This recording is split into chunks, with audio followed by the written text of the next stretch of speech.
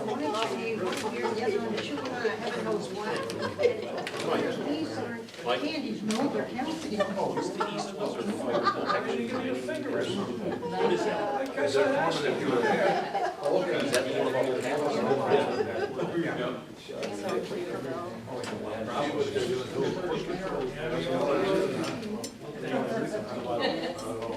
They're violent.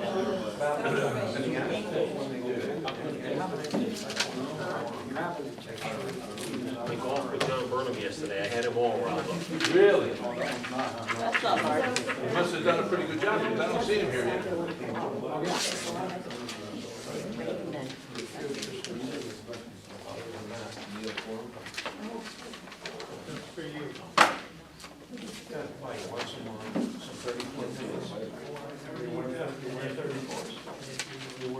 It must have been tough yesterday, Lenny. It sucked. It was hot. It was actually so hot. You wouldn't even drink beer. Water. Water only. I did drink beer. First time. But I had to drink water. Oh, water was water. There's someone on the Cemetery Association by Really? Oh, for the thunderstorm? Here, their system, their big lightning system said that there was lightning in the area. So they called us in. They kept us in about a half hour, 45 minutes, and then sent us back out. Never did anything. Well, 14 raindrops. It went around. I know I can't. Wind Hills in East Long Meadow. You ever played there? Very nice. It's a nice course. Yeah. I never played there, but I've been there at a wedding. Yeah, it's very nice. I didn't buy the piece of crap. What a meal. Huh? What a nice meal. Oh, really? I didn't buy the piece of crap. Boy Scout tournament or whatever it was? All I did was hanging. No, this was, boy, you don't even talk about the Boy Scout tournament. Hey, We paid $20 less and got much better. I think crap about the clock. I didn't buy it. Some people The like clock the looks nice, the bathroom looks great. It's the wrong time. Oh, Yeah. The wrong time about it. It's slow like the hangers, the guy who hung it apparently. This is what this guy just said. It rubbed off. Eh? It's 90 seconds. And I got a ticket because I'm on the clock. The slow was rubbed off. Oh, look at that one smiling. That's exactly what I said. You need to check the time. So I got to be our relation, now we use me for a reference.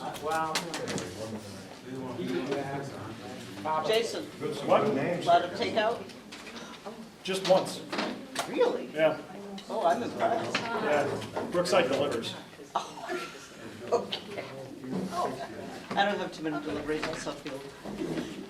I had said to my sister, I was, okay, Chinese tonight, Italian, Greek, Indian, Don't be on the list. Pan Asian. I like Indian. Oh, they do? Selectively. It's like Thai food. I like some Thai food. Yeah, yeah. Some of the seasonings can be, It might have been water free. the gastrointestinal chore.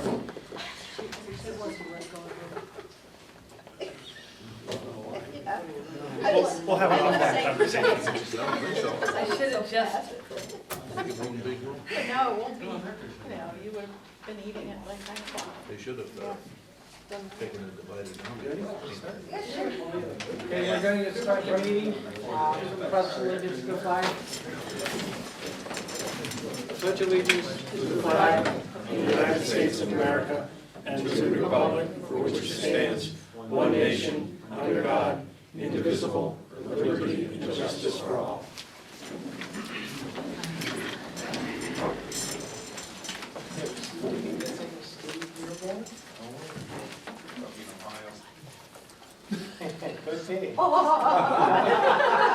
What was that? I missed that. I'm sure he's very excited for the guy from Dumb Dynasty to come on. Any added agenda items?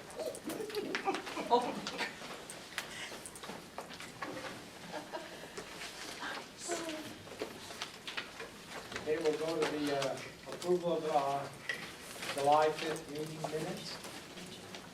I make a motion to approve the minutes of Tuesday, July 5th, 2016, with the recommended changes in those minutes.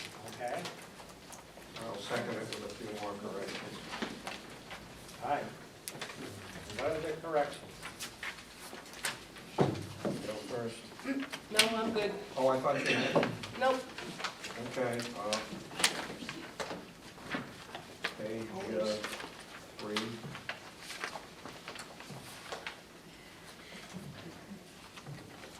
Uh, 1, 2, 3, 4, 5, 6, 7, 8 lines down from the top. What is the timeline to employer? No, empower. Would be what we should be correct on that one. Definitely not employer. If you read the sentence.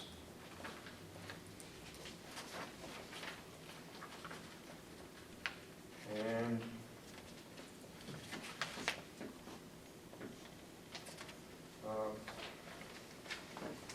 down under public participation under Denise's statement. Page 4. Page 4, about halfway down, the outlier, year of 2014, is that correct? That doesn't sound right. Right about in the middle of your, Yeah, I see that. the following years began a change in the collection of back taxes, which is part of the reason the high legal expenses, also the reason. Significant increases, income, that should be one word, from collection of back taxes. The outlier year of 2014 with actuals, that doesn't sound right. But you all have the statement. Yeah, we have Should a have. written. We have yours. Is it Sure. attached? If it's Whatever, attached. I don't think that's correct. I don't read think- exactly what the statement was. Got that back in. Well, that would be in, no, it should be in. Didn't sound right.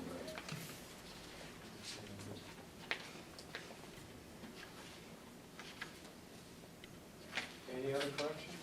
That's all I had. All right. No more corrections? Is there a vote? All those approve? Aye. All right. Okay. Now go on to correspondence. I have some correspondence. I received 23 letters from the Broadbrook Library, patrons of the Broadbrook Library, and they are urging us to keep the library open. I won't read all 23, I'll read one. And the one I chose was written by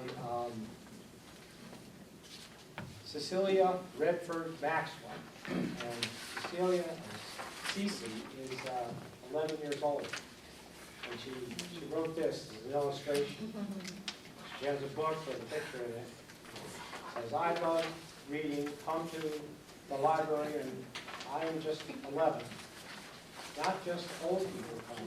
Get books then. C.C. Maxwell, read at the Broadbrook Library. But then she goes into depth. She has another one that's more lengthy. So now you have I'll read a lengthy letter. It says, I think we should still have a Broadbrook Library. Many people go, not just old people. Kids come too. I am 11, and reading is one of the biggest hobbies sixth graders do. I just think that you should add different and newer books for all ages. Technology is bigger these days, so add a computer. More people will come and have fun. You must know Sophia Muska. She's my great-great-grandmother. I figured it out. I guess Sophia's 92 years old. So keep reading at the library. Just so you know, your town is failing awfully at education because most are non-caring people who hate learning. I am Cecilia Redford Maxwell, and I approve this message.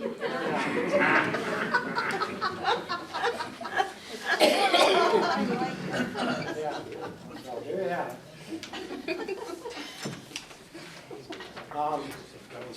That was. Good one, good choice, Bob. Yeah, that was the best one, I guess. So now should we put something added agenda items? No, why? You want? Well, we might want to discuss requests from the Board of Finance, restore the $2,000 that they cut. Well, we could. Was it, Might. was it 2 or was it 10? It was Well, 10, that's. two is what was funded last year. 10 is what was what was it? 2,500. Okay, 2,500, I stand corrected. But in order for them to maintain their present, if I remember correctly, in order for them to maintain their present opening schedule and their present library subscriptions and whatever, they were looking at 10 this year. Yeah, they're gonna run out of money, I guess, in a year. They are funding it from their endowment, so they'll stay over a year. But I think I'll keep reading these letters, at least when budget season comes. I'll read it to the Board of Finance every month. Yeah, but are they gonna make it till next year's budget? I think they will, but there is fundraising going on. In fact, I think, I'm not sure, but people are contributing a lot. Well, I'd like to make a motion Okay, to recommend to the Board of Finance to try to find $5,000 to assist the Broadbrook Library for their one-year endeavor. I don't know if that's gonna help, but well, I think it will. that'd be a lot more than nothing. Okay, do I have a second? So as a point of order, we should add this as an agenda item, so that Okay. the minutes can reflect, You got it. reflect what we're doing. All right, so, So, well, go ahead. well, Not going to new business? I'll entertain a motion to add an agenda item. Add the agenda item to new business C. To discuss the Broadbrook Library. Second? Second, not under new or old? New business. New Under new, business. okay. Moved and seconded? Yeah. Discussion? All those in favor? Aye. Okay. And now, would you like to make a motion? Yeah. Small students grant. Well, for $5,000. Oh, well, when Are we we, gonna when we put get that to on new, under when we get to new business, Okay, we'll do that. Right, I was, okay, well, now I have another letter. And you're right, it's just an informational thing, but it's a good thing, it's good news. It's an award letter for the Small Cities Grant of $599,000 for the town of East Windsor, ADA, fire safety, and emergency improvements at Parkville Elderly Housing. It mentions my name, so I'll read it. It says, not the whole letter, but just a paragraph. It says, "Dear First Selectman Maynard, congratulations. Consistent with Governor Malloy's commitment to promoting housing and economic opportunities for low and moderate income residents throughout the state, the town of East Windsor's application for the Community Development Block Grant Small Cities Funding has been approved. The grant funding is in the amount of $599,000 for Parkville Elderly Housing, Public Housing Modernization." So, that's good. And finally, I had some correspondence from Jennifer Carrier, who's the Director of Transportation and Planning for CROG, and she's talking about the Route 5 study. And the town was selected to receive $250,000 federal and state grant to study Route 5. And they were supposed to start in May this year, but now they're putting it off till the fall. But they have made progress, and Tony's here in the room, so I might call him just to say a few words. But I guess they chose a consultant firm, Fuskin O'Neill. And I'll read a paragraph that describes a little what they plan to do. It says, advisory committee. Advisory committee will guide the study team throughout the study process. It will include representatives of agencies, organizations, or groups with special interest in transportation system in Route 5 area. The core element of the advisory committee will be municipal participation. It is anticipated that representatives from the town council, town officials, possibly including planning, engineering, law enforcement, and economic development staff will be appointed to the committee.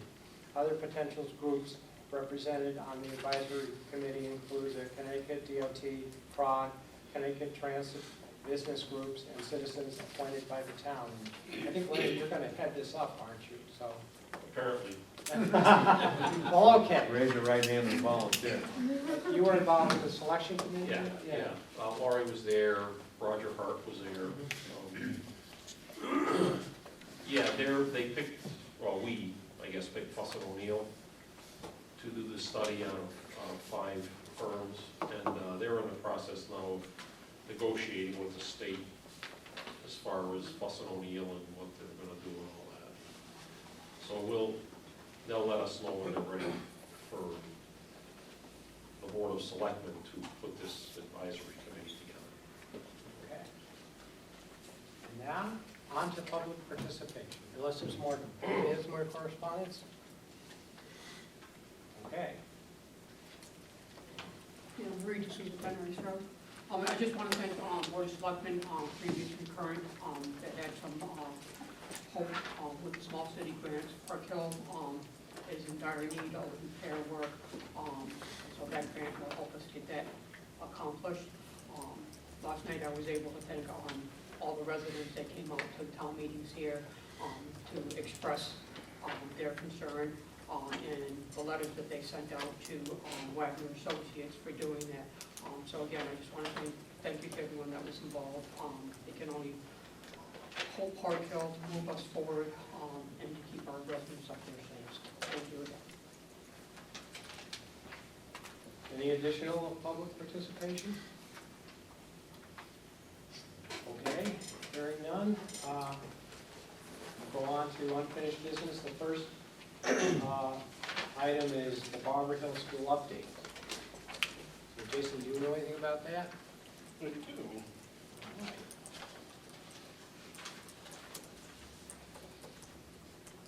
So we now have, there are 16 homes in the subdevelopment plus the original developer. We have 15 of 17 necessary signatures in hand, which is enough for us to approach the title insurance company.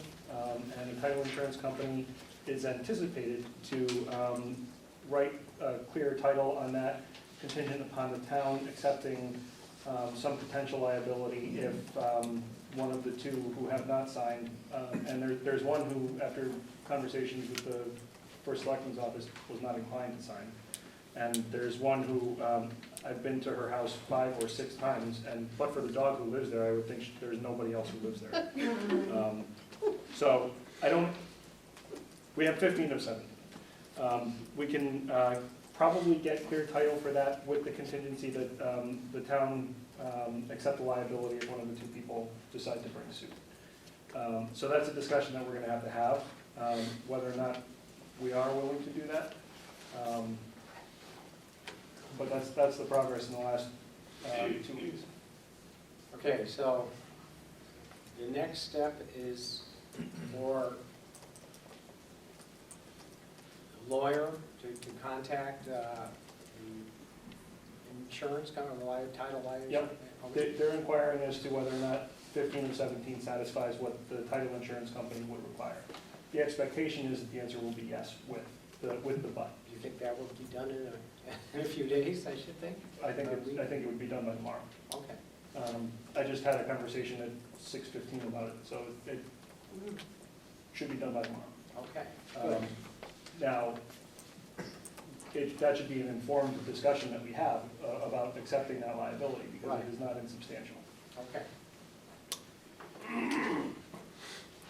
And also, you said after discussion with me, he There's one guy, Declined. the guy, his name was, it doesn't matter what his name was. well, I will, because I'll go talk to him, but it was, I just want to point out, it was also after a discussion with you, so. Yeah, he told us maybe, and then we went back and he said, I talked to the First Selectman and I'm not gonna sign it. Okay, All right. fair enough. But I'll go talk to him, see if I can. Do you know who he is? No, I don't. I'll share that with you offline. Okay. Can I ask a question? Sure. Just out of curiosity, is there still plans on keeping the parcel open space? In fact, I'm glad I forgot you were here, because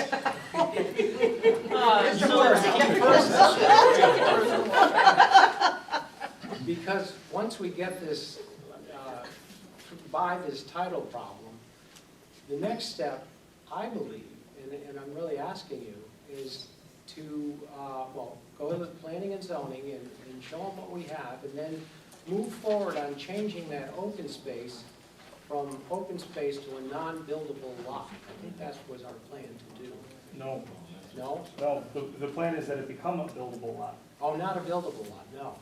Yes, that's part of the deal with that the housing authority presented to us is that, Housing authority? I'm sorry, Historical Society, presented to us is that what the superintendent's proposal that they would like us to move forward with is that we remove the deed restriction on the land and then sell the property to the Historical Society for what the town would have gotten for the fee in lieu of at the initial point of development had we decided to go down that route. They would then turn around and sell that property as one buildable lot so that they could recoup the costs of paying the town and moving and reconstructing the school onto the Historical Society's property. That was the deal that they had presented to us 6 months ago.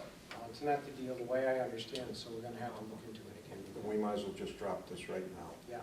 Because the thing, the lot doesn't have really good perks on it. Right. And I can't see that we're gonna pay an engineer to go out there and do all the engineering and everything to make it a buildable lot.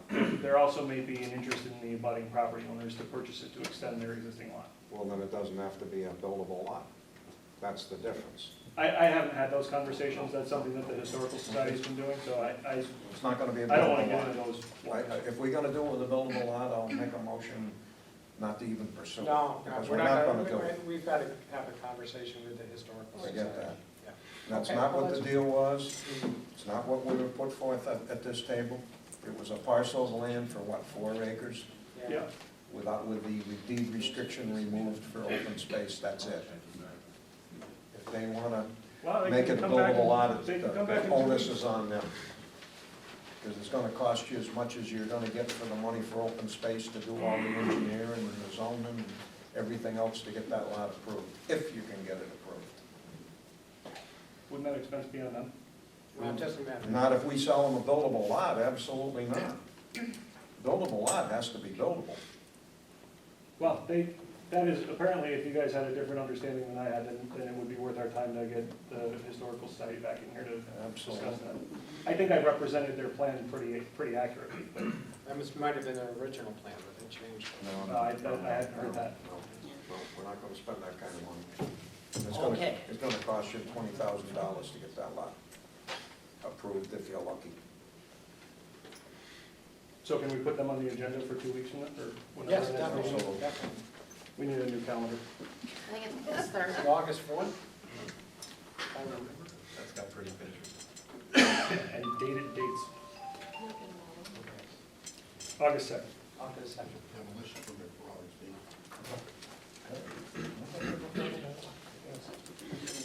Okay.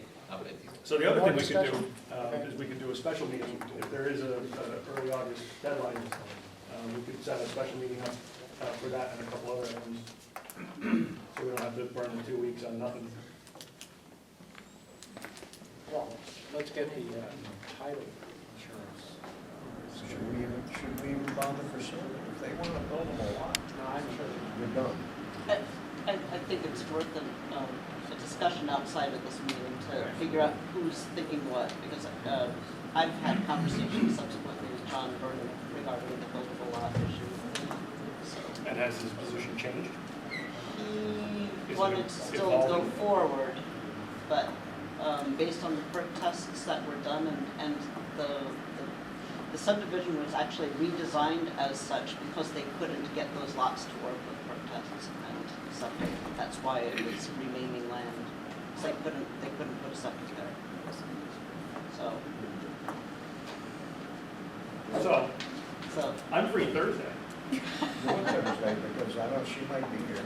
Be back to work yet, or- well, I'm leaving a little early, so supposed to be here part-time this week.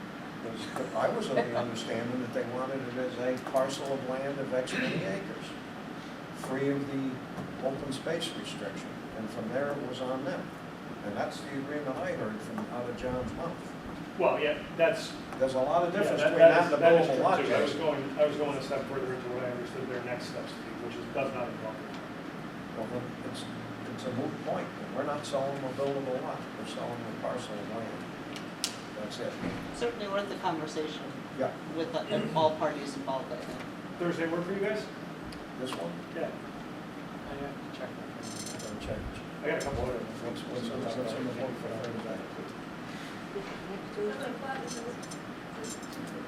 me a call tomorrow. I could do it in the morning. Okay. Now, Thursday the 21st.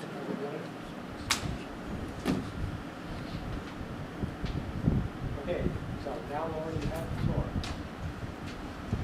All right. What? If I Stay bring my where you chair up? are. No. Just leave the end of the table, then you speak to everyone. Bring my chair up here. Put my little pillow on it. You're walking well. Don't trip on that. Rag. Workman's comp. That's a lot.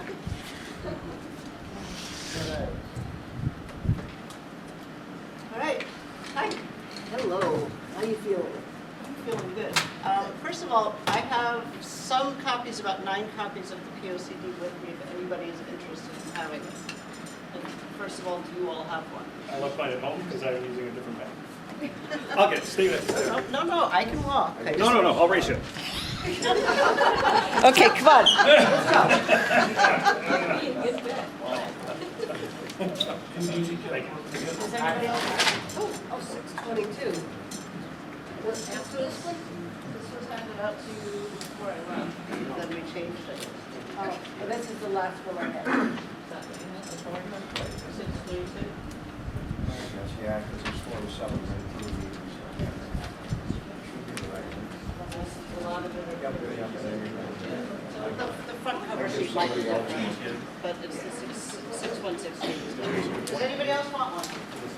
You know that. I'm almost done. It is good. It's good. Anybody else? Don't want to waste the paper. Here, I have all this.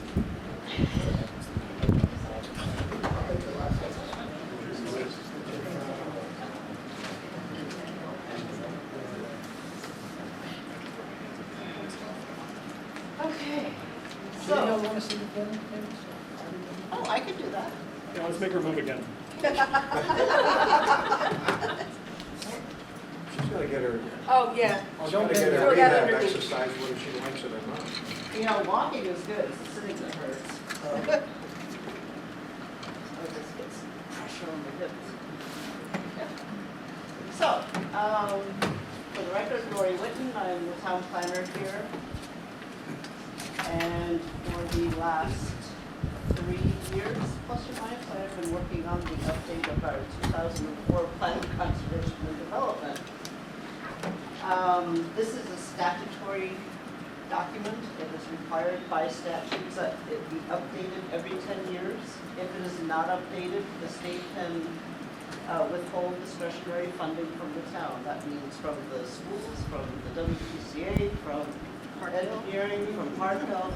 Any grant we get, they can say, well, you're not up to date on your plan, so we're not going to give you that funding. So it's a rather important document. I consider it our roadmap to the future. It's kind of our wish list as to the directions we'd like to see the town going in. And although it is a document that is prepared and produced by the Planning and Zoning Commission, the Board of Selectmen is required to weigh in on, whether or not they think that it's a good plan or not. Now, you have the discretion of saying, yep, this is good, let's send it on to the plan of the regional planning board, which is a 65-day referral period required. You can send it to town meeting, you could have a public hearing, you could set another meeting just so you could just discuss it, or you could just say tonight, the public has had a lot of opportunity to review this, they can invite you to every public meeting and public workshop, and and some of them have been well attended, but most will not. But that's why I'm here tonight, because I need to know where you would like to go with plan at this point. What I thought I would do is just kind of go briefly through it and explain how I got to where we're at this point.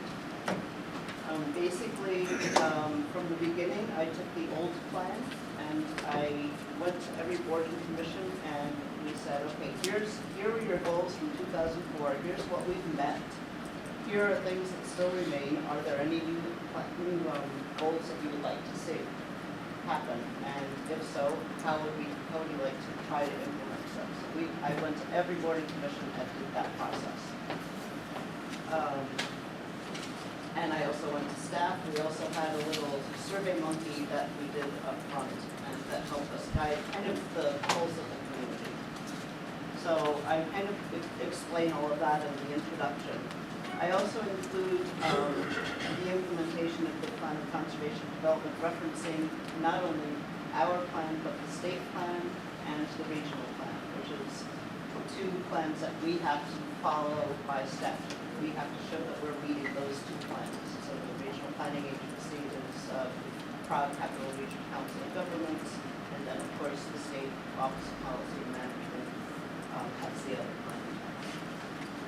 One of the biggest action items that I have in this is that right off the bat, once we adopt this, once there's a public hearing with the Planning and Zoning Commission, the first thing I want to do is create a Plan of Conservation and Development Implementation Committee.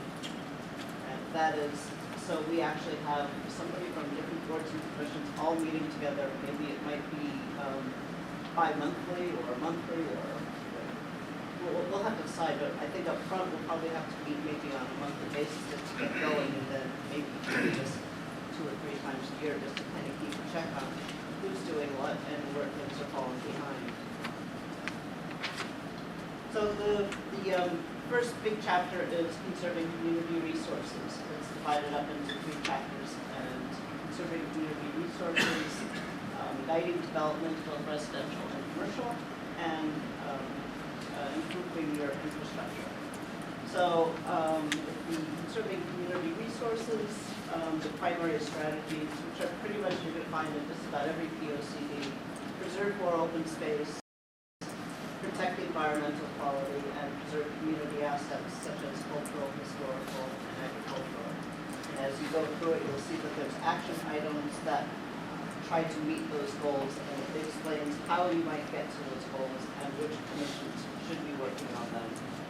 I have tried to put in wherever I could, put in references to websites for informational purposes, so people can, anybody can just go to it and say, oh, look, this is how we do this. So whenever I could, I did put that in. Moving on to Chapter 3, which is guiding development. We actually did get some monies, thank you, Jason, for a lot of this money, and Denise as well was instrumental in getting this. It was well used. We did a residential study, and we figured out what our housing stock was, the nature of it, the age of it, the type of housing that people seem to like, and we will be able to use that study moving forward. Just a quick breakdown, out of just over 4,700 dwelling units, 45% of that is single family, 21% is multifamily with 5 dwelling units or more, 17% is condo, 7% is mobile, and 10% is other 2-3 unit type things. So we really do have quite a wide range of housing stock, which is actually a great thing.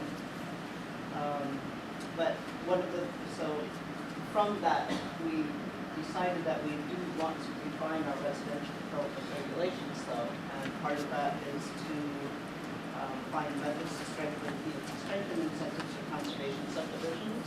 That's how we get our open space. Develop regulations to promote set-asides for open space as well, and also to try to develop some architectural style and guidelines for symposium. We also would like to perform a study to consider increased density housing units in key locations. For instance, maybe Broadbrook or Warehouse Point, you might want to see a little bit higher density of that than maybe lower densities in the farming areas. we do need to continue to promote fair and affordable housing, and this is another grant thing. If you don't show that you are promoting affordable housing in your community, they can say, well, you're not meeting the state plan of conservation and development. We are exempt from the statutes for, quote, affordable housing, because we are over the 10% requirement, but that does not mean that we stop providing those type of units. And I know everybody hates that word affordable housing, and I would like to use the word workforce housing because it's really designed so the police, the fire, the people working for the municipality, the professional services in the community can afford to live in the community that they're working in. And it really started from like Stanford, where the police had to travel an hour and a half to get to Stanford so they could survive their living circumstances. So that is something that we still need to promote. So that is in there as well. Another thing is to promote agricultural component with residential development wherever we can. Are you trying to freeze me?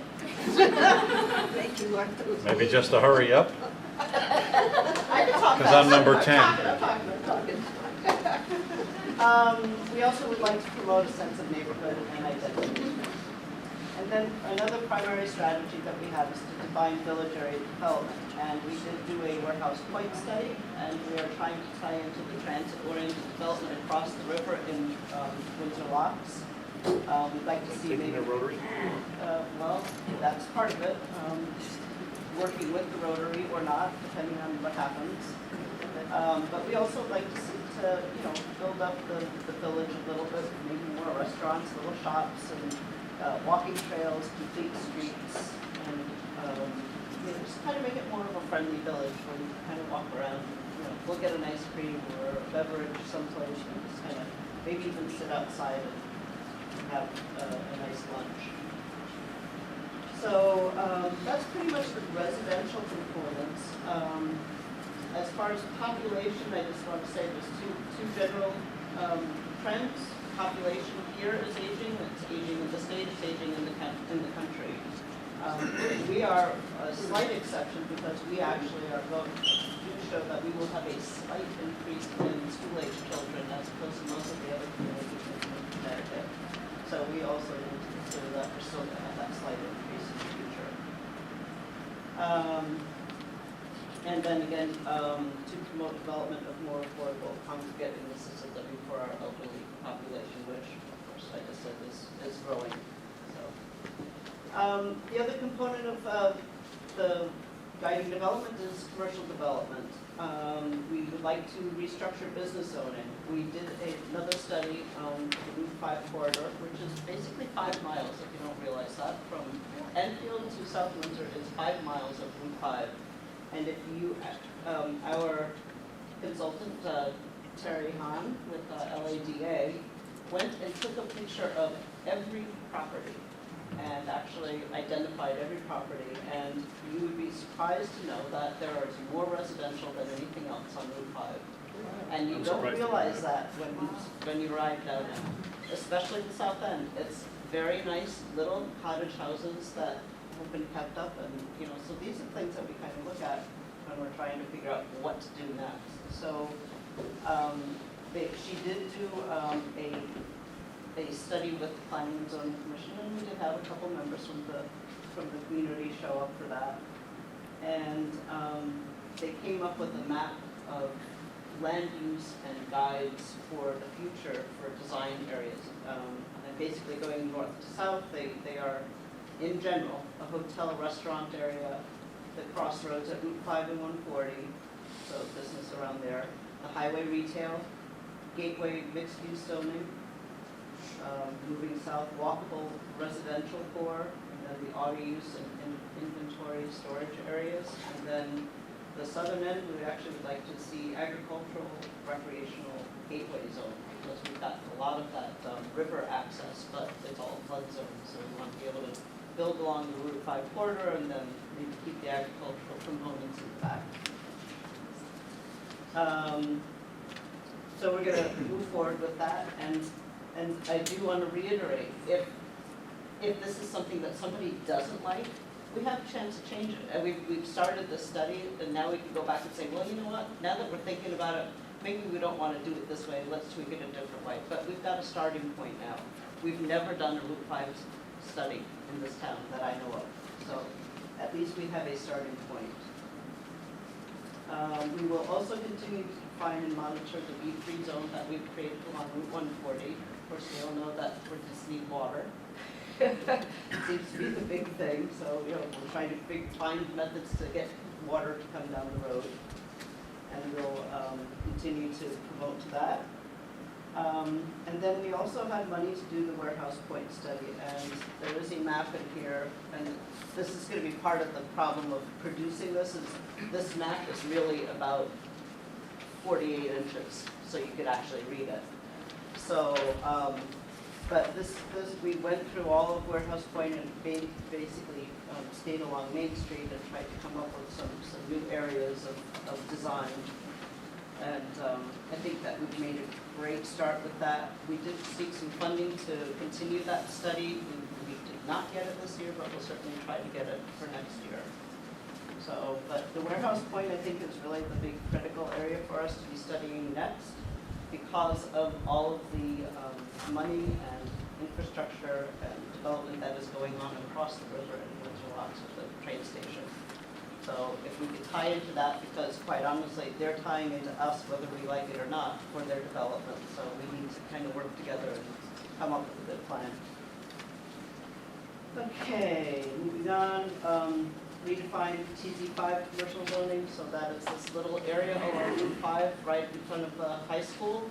That's supposed to be this transition zone that really doesn't work, and we require special use permits. It's a pain for anybody to do anything there, so that's another area we really need to focus on changing so it's easier to develop. And then basically we just kind of move on to improving municipal economic development, capability, capacity building initiatives. I'm going through these very quick, but marketing, planning, and development initiatives. How can we move forward in these areas in a positive fashion? You know, and one of those areas is I think we really need to revamp our EDC. And so if anybody knows anything that's like really interested in that, we're looking for good people. You have vacancies now? Yes. Yeah. Do you have several vacancies? We have, we have people that haven't been coming. Oh. So. Well, as their terms come up. Yeah, so, but, Yeah, we might even expand the committee, but yeah. we do need people. But that's really critical for us to be working on this, with the Economic Development Commission, and moving forward and trying to promote the town. So the last chapter is meeting infrastructure needs, and this is basically trying to figure out ways that we can promote our facilities and infrastructure improvements, how we're going to, maybe a 10-year plan. They call it integrated facilities program, and it just talks about, some different means of providing monies and coming up with plans for for instance, we just lost the furnace over at the fire station or something? Generator. A generator, okay, so that now became our top priority, but it's trying to come up with a prioritization of where we should be spending our monies within the municipal structures.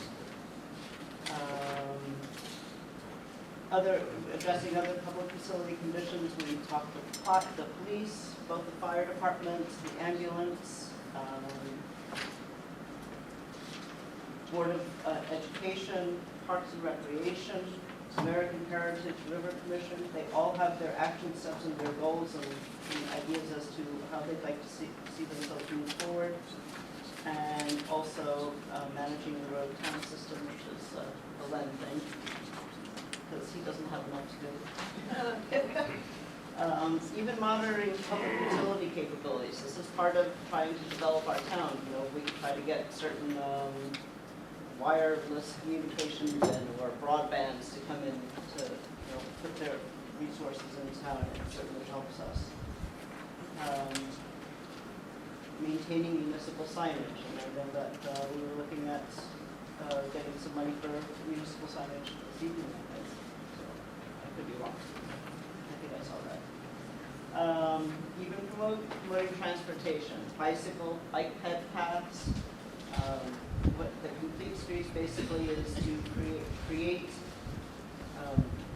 accessibility for all forms of traffic and movement, whether it be a pedestrian, a bicycle, somebody in a wheelchair, a bus, a car, or anything. It's trying to get them all to work together and make it easy for everybody to travel around. The WPCA also has their guidelines in here. And then the last part of this was something that I added because I really am interested in this, and I think that the town is really moving forward in a positive fashion with this, but hazard mitigation and emergency management, needing to promote the long-term risk and resiliency planning due to climate change and adaptation, and we need to protect environmental quality, protect our buildings and our land from flooding and other things like tornadoes or whatever might hit us. And we need to be planning for that in the future, because these things happen, they have been happening, and they're going to continue to happen. And then local sustainable initiatives to action items to promote more recycling, more solar power, renewable energy throughout town, and more farm-to-table programs for schools and businesses. And that's pretty much it in a nutshell. The 3 years of kind of coming up with this stuff. And we have all sorts of maps and diagrams that go along with this. And we would include our studies, residential, the Warehouse Point, and the Route 5 studies, along with the Route 140 corridor study that was actually part of the last plan as part of this plan to promote it all. Is this on our website? Is it gonna be? It has to be once we send it out, but it should be, but I'm not sure. The draft is. Okay, yeah, it should be, yeah.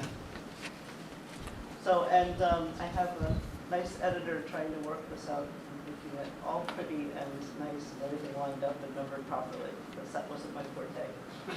That's Amanda. And that would be Amanda. So, again, this is one of these things that the town, every town in Connecticut, all 169 municipalities have to do this every 10 years. And, you know, if you actually follow it, it really can be very helpful to the town. And our last plan, we probably met about 80% of the goals. So we actually did pretty well.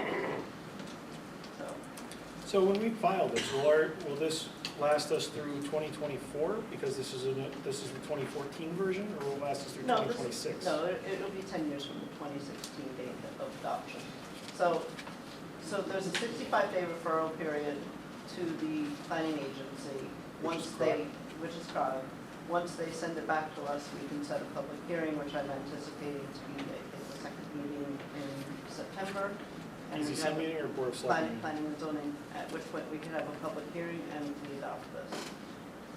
Also, I believe we can amend this anytime we want. So Absolutely. we're not stuck with this for 10 years. We can change it 2 years down the road. We should change it. Yeah, we should. Just like with the zoning regulations, I believe that these should change the times and needs of the community. Something that was popular and good for us 20 years ago may not work for us anymore. So, I don't know if there's any questions from anybody? Well, I think we have to decide whether we're going to, what we're going to do. And one thing to do is to send it to CROG. That would be That is one of your options. and the other one would be to hold a public hearing. But so I personally think that we should send it to CROG, because we're going to have a public hearing at P&Z after CROG reviews it. Right. And so I think we should move it forward. But, And having sat through many of the meetings and put plenty of comments in, they've done one heck of a good job here. I would definitely think, in fact, if you want a motion, I'll make a motion that we accept the POCD 2016 version, dated 6/1/2016, send it on to CROG. I hear a second? I will second it with discussion. So there are still some notes in here that, Yeah, we're gonna fix those. so should we adopt this before those corrections are made, or should? There's gonna be some minor corrections. The content, overall, the proposals, the thinking of the futures and the goals are not gonna change. The statistic might change, or a word here or there might change, but the Ask concept- Len as a note. Yeah, yeah, well, that's right, because I didn't know whether he wanted to add anything else. So, and it just got to be this far, and I didn't get anything from him, and we weren't able to speak. But for him to add something, was like, okay, I'm gonna put more road names in or something, that's not gonna change the concept of the goals, so. I agree with Dick. I think the plan is a good one. I think you have done a fantastic job with this. And I know that wasn't something you were excited about at first. Really, you've done, and the meetings all were so inclusive. Anybody who wanted to participate was welcome to. The Planning and Zoning Commission did a good job too. That was under your leadership. So thank you for what you've done. Thank you for your support. I as sat well. through those meetings. You did, as did, Tom? Me and Tom were in the audience. Yeah. Tom was pretty much their stuff for all of us, so, but thank you, and, like I say, as Bob said, this can change, in the future, once we adopt this, if we think, oh my God, what the heck did we do here? We can change it. We just have to go through the proper process, but we can change it, but. I think I tried to just take everything from all the boards and commissions as they sent them to me and just put them in sort of a consistent format. And that's pretty much what we have. Further discussion? So the motion is to accept the presentation from the town planner and forward it to Prod? Yes. All right.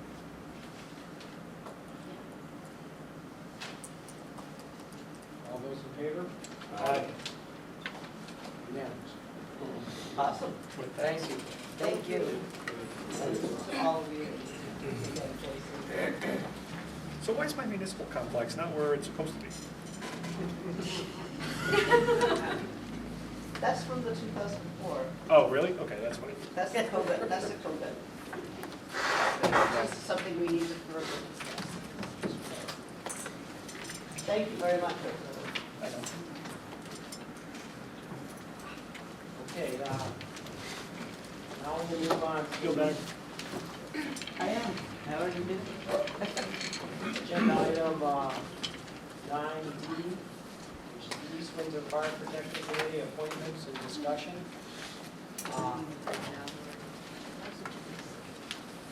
What I have, I'll pass out now is a list of people, I think it was in an email that was sent out today.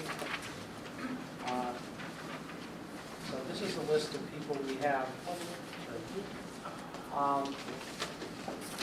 First list is for the Fire Protection Services, the second list is for the 250th Anniversary Committee. And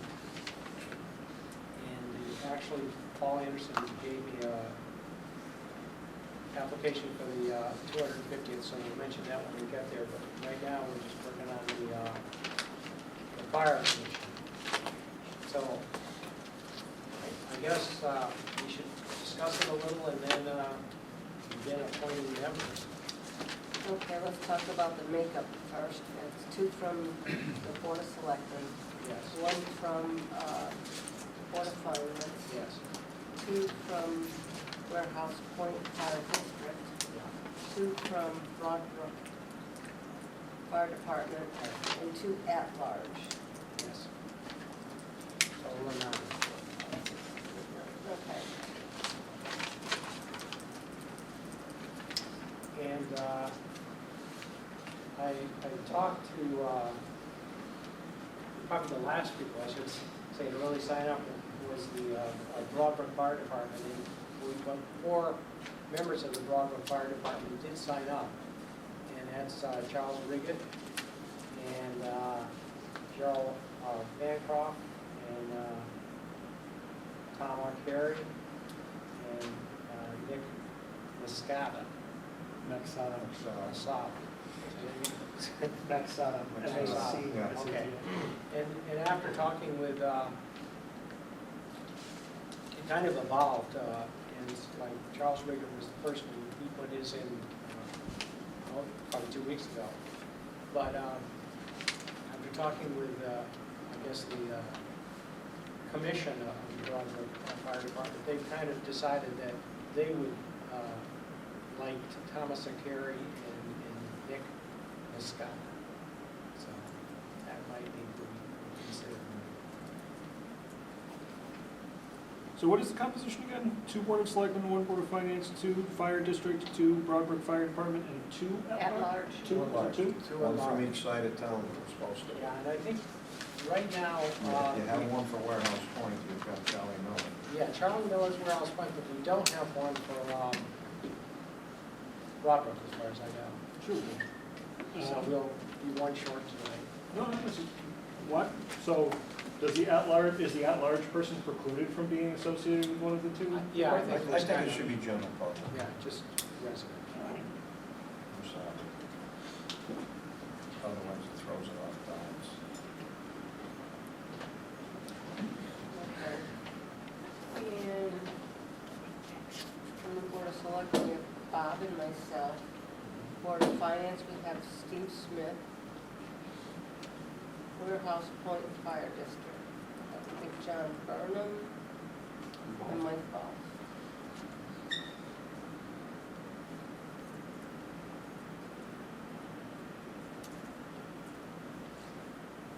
So we're still missing the 2 at-large, is that Well, what? I think Charlie Miller. Charlie Miller.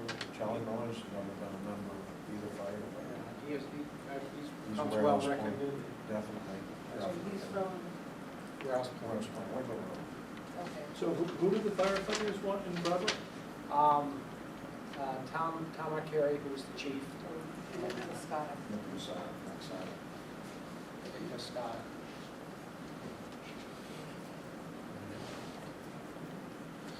So what we're missing then is 1 at-large for Broadbrook.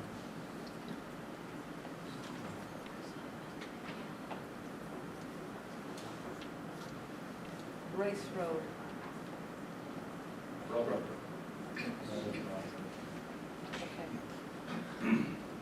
Okay, well, so let's go ahead and nominate 8 members, and then we can meet, have a forum, and we can add the night at the next meeting. I make a motion to appoint the following to the Fire Protective Services Committee. Robert Maynard, Steve Smith, Dale Nelson, John Burnham, Nick Mascata, Tom Arcari, Charles Miller, Michael Ball, with 1 opening at large to remain to be filled. Do I hear a second? Yeah. I think I should have made the motion, Dale shouldn't be voting for nominate herself. Okay. I'll make it. I'll resend the motion. I'll make it. Any second, Jason? I'll second it for discussion. Yeah. So I would like to change one of those members. I think Chuck Riggett was one of the first ones to step forward and say he wanted to do it. I also, I like Nick quite a lot, but he works in Boston. I think that Chuck is more available. And if I'm wrong, I'm happy to use one of those as the other at-large member, but, Chuck was the first guy to raise his hand, and I think that counts. That's fine with me. Yeah, the board of directors from Broadbrook stated when they wanted. I mean, I like Chuck too, no problem at all. The board said they wanted those 2 The on. board said they wanted it, I mean, the It Warehouse came Point Fire to us Commission. as 2 members of the board, and the board picked those 2 people. The Warehouse Point Fire Commission picked their 2. Yeah. You know? Okay, I don't see why Chuck couldn't get it anyways, I mean, just because he's a that's member. my point. Wow, You know, it's, should have liked to see the general obviously, public. nobody else was interested in it. That's They surprising. would have came forward, correct? Well, let's give it a week. 2 weeks. if someone comes forward by next. Joe raised his hand? I see Joe raise his hand. I thought I saw it. Sorry, but I could have sworn I saw it. Tommy's mentioned in several meetings, I do get, how much money from you? Yeah. Okay, because I took his facilities money, so I'm technically paid by the fire department. It's such a Paid by reach. the town. Good try, Joe.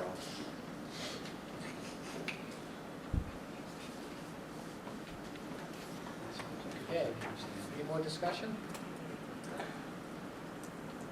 All right, those in favor? Aye. We have 8 members.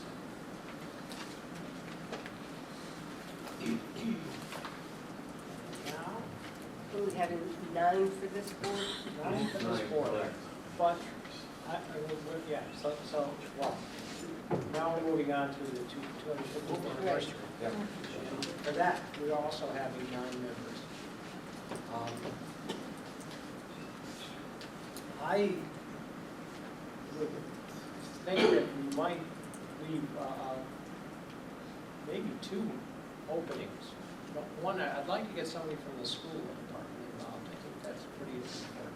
I made a sales pitch to them Wednesday, and they seemed, there were a lot of heads nodding up and down, but I pointed out to them that Thursday night is the first official meeting, so hopefully someone will come from them for that.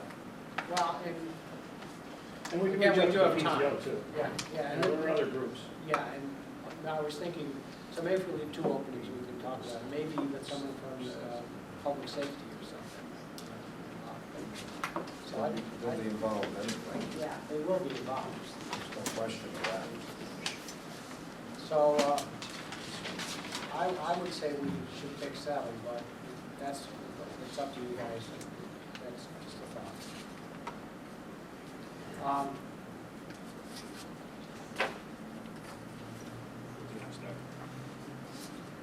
I think Jason has been there, and Dave, you've been there. No. Jason showed the biggest interest in it. You're a pro tem on every committee anyway, Bob. Mhm. And I'll back off because I just said that with more of the Okay, so we're saying Jason. public. I would, absolutely. That's fine. So we And pick you're one. on it whether you like it or not. I'll attend.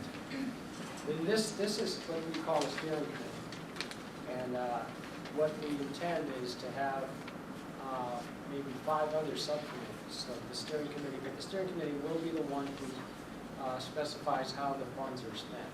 So that's an important aspect. Rebecca Talamini has shown a great interest in joining us in 250th commission. Yeah, I would recommend. yeah, she's been there too. Want to start doing them one at a time? I'll make that up. So, okay, we have to keep in mind minority representation rules. So on a 9-member board, no major party can have more than 5 seats. So that's something to keep in mind. Well, Rebecca's unaffiliated, so She's we're good there. Oh, that's a universal vote. That works. I made the motion. Second. And so a discussion about Rebecca? She's great. She's Aye. going to bring youth and All excitement to those in this. favor? Aye. Okay. It's unaffiliated. And how about Jason? Yeah, I'll make that a motion. Okay. I'm not going to bring You someone going to to. second that? Oh, sure, I'll second that. I have discussion. As long as it's not me. As long as it's not me, I don't really. Okay. All those in favor? Aye. That's done. And I see another person here that does a lot in town, and of course, they call her Peg Hoffman, but it's really Margaret. She's awful interesting. I'll make that a motion. All right. I'll second that. All right. Takes a vote. She's a Democrat. Democrat. All those in favor? Aye. Okay. And I would say, I'd like to see Kurt Onsky, because he has done an awful lot.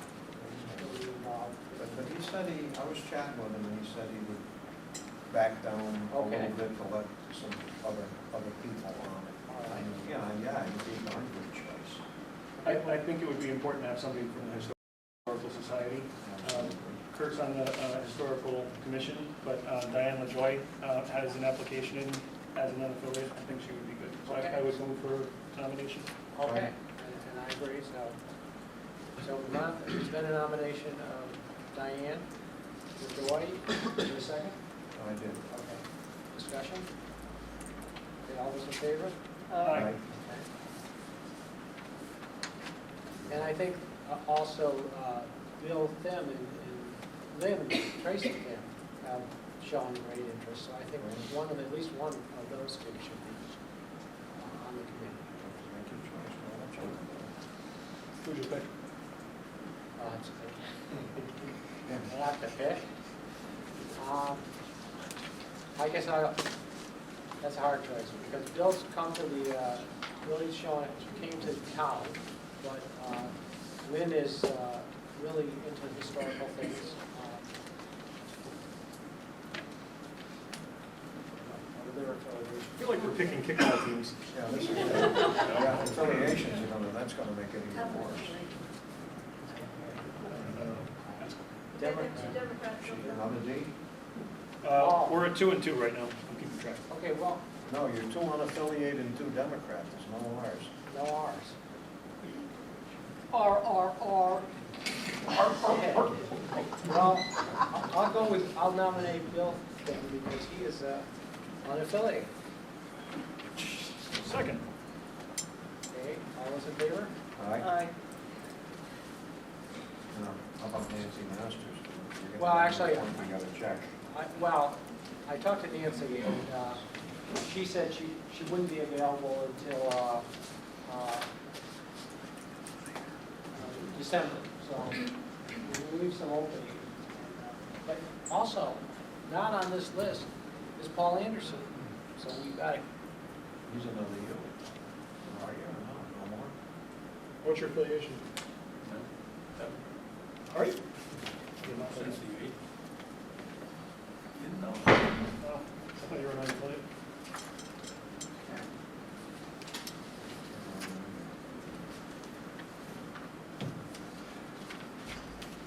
So Nancy, we're parking Nancy. Yeah, I think that About 5 now. how about, I would move Laura Hardy to be a member. She is very involved in planning really cool stuff, and this is going to be something really cool. So I think she'd bring a lot of really outside of the box. I think these events a lot more than she's a Democrat too. They can have one more. I assumed you meant this as the, okay, I'll withdraw that. What, I not- tried. Not interested? So we have 5 so far, 4 to go, I think. Well, I think, as I was saying, maybe we should only have 7, so. Well, we said we were gonna set 5 up originally to get started, right? And then put Well, 4 maybe we on should at have the an next extra, so we meeting. always get a quorum, maybe 6. I'll go with 6. But that's a discussion. You guys can do what you want. Okay, nothing else. So what do we have? All right, so we need, I would like one more.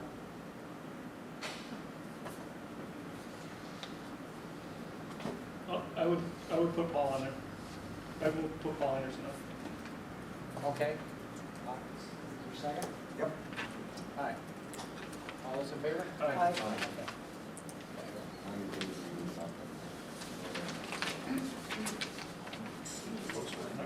Okay, so I think we're done there. Well, for this till next Yeah. year. We need to That's it. fill it till next meeting. Oh, what's your party affiliation? No idea. Are you What a way to get out. Are you registered? Yeah. You're sure? Oh, yeah. Okay. Because that actually is disqualifying. I have no idea. You have to be registered. He's F, he's a fireman. I bounce back and forth. I think you're an art, Am I? huh? Okay.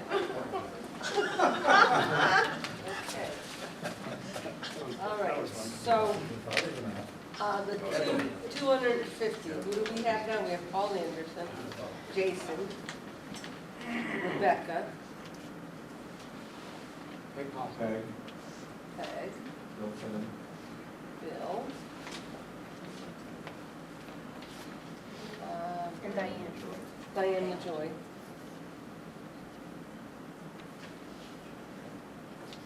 2, 3, 4, 5, 6. Right? that's what you want? Sure, Kirk would take it. I don't know, now I gotta find out.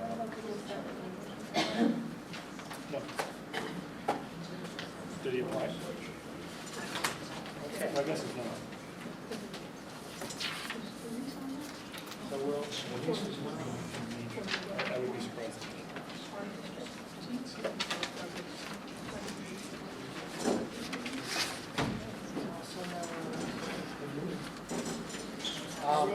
so let's move on to new business, is that all right? Yeah. Okay. So now we're into supplemental appropriation. And, just generally, I passed this out, I will pass it out, I sent it in an email. And, yeah, I sent it to the CIP board before, but this is an email from Kim Lord, and she said, and the supplemental appropriation will have to come from the fund balance. And generally, you want to keep in the fund balance, which is part of the general fund, you want to keep 2 months' worth of funds that are above the budget. So if for some reason your revenue doesn't come in, you can still carry along without going broke or having to borrow money. So, and to do that, you want to have at least, well, if you had 2 months' worth, it would be close to 17% of your budget. We have 21.5%, so we do have some extra money that we can use. And that's what Kim, our treasurer, said. So we are going to put forward some supplemental appropriations, and there'll still be money left over that we can use for other capital improvements or something when we get through with these supplemental appropriations if we choose to do them. And the first supplemental appropriation is really what started us doing supplemental appropriation at this meeting, and that was an emergency happened last week. And the Broadbrook fire generator failed. And when that fails, and I guess we'll have Joe and Lenny come up and talk about it, but you can't open the door to the fire department very easily. You lose all your communication, so it was critical that we have that generator there, so in case we lost power in a thunderstorm or something. So, Joe and Come on up, Joseph.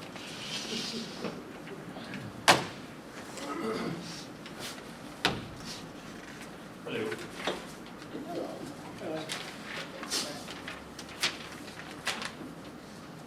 Okay, as Bob said last Thursday. Thursday, Thank you, sir. actually it probably happened for Wednesday night, Wednesday overnight, the generator at the Broadbrook Fire Department Senior Center decided to die a horrible death. It is not repairable. As Bob stated, they need to be ready. It's not a good time of the year. Hurricane season's not far away. So we staged the portable generator that we purchased up at the fire department temporarily. It's not meant to be a permanent installation. It was wired in as it needed to be to take care of any situation. We put a mafia block in front of it so nobody hooked up to it. Took that and 100 feet of cable that thing with them, three line. So they're okay currently. Obviously, it's a portable generator. Should they lose power, they need to go out and start the generator, come in, throw a breaker. I mean, there's nothing automatic. Right. So we need, and it's a portable generator, it's not meant to be used in a permanent situation. So what we need to do is we need to get them online with a real generator. The existing generators inside the building, as they used to do back in the day, the new generator would be placed outside the building. Now, part of this, we have a number here. Okay, we want to make this installation a natural gas generator, so they don't have to worry about fuel or propane. And we'd like to convert the building over to natural gas as well. We have a propane oven in there, and we have oil heat. If we get rid of the fuel oil tank, we can set the generator on the existing pad. We can bring natural gas into the building and the generator. It's more efficient, and it'll be better, conversion for the whole building. So we have a list of, Joe passed it out. So the bottom line is, and as part of this, we're looking to pave the parking lot. We have to rip up the front from the street up to the top of the hill as it is. We're planning to just, the parking lot's been in dire need of repair anyhow, so we're planning to just, as part of this process, just completely do the new parking lot. Basically grind it up as we do our roads, regrade it, and put drainage and blacktop. So, Where was that money gonna come from prior to this? Is that budgeted somewhere?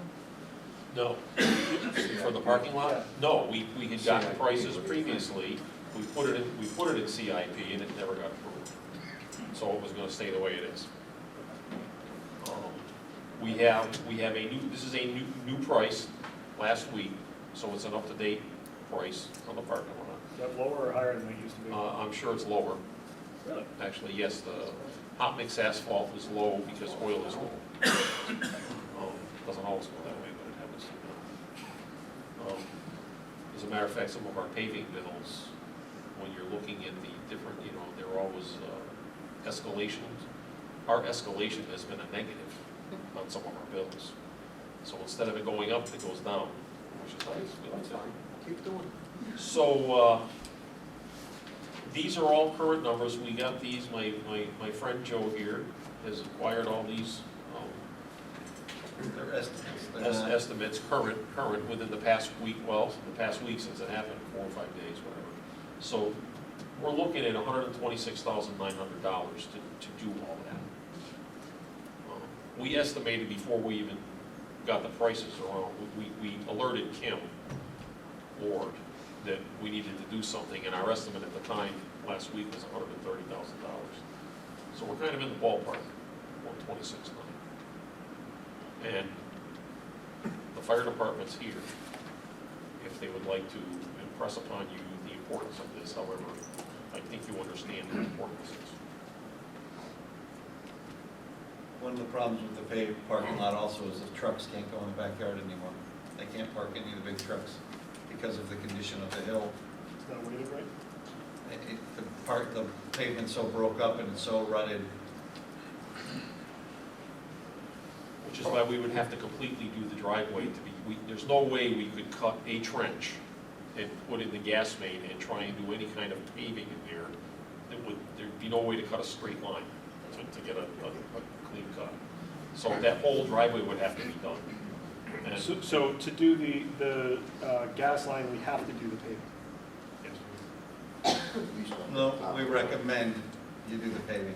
Well, At least to the top of the hill. well, right. If we'd we have did to the top of the hill, it's roughly how much? Okay, here's the thing, it's $58,000 to paint the whole parking lot. So today, I called my paving contractor again, Colasso, and I said, give me an estimate to do, because I knew I was coming here tonight, and I'm like, well, I think I want to do the whole parking lot. So it's $25,800 to do the driveway, because what happens is, doing just the smaller piece of the driveway, we work off of the state bid. So the price of the hot mix asphalt is based upon how many tons you buy. So the whole parking lot is in a 250 plus to some number of tons. It's 260 tons. When we get down into the just the driveway, we're now between the 50 and 250 tons.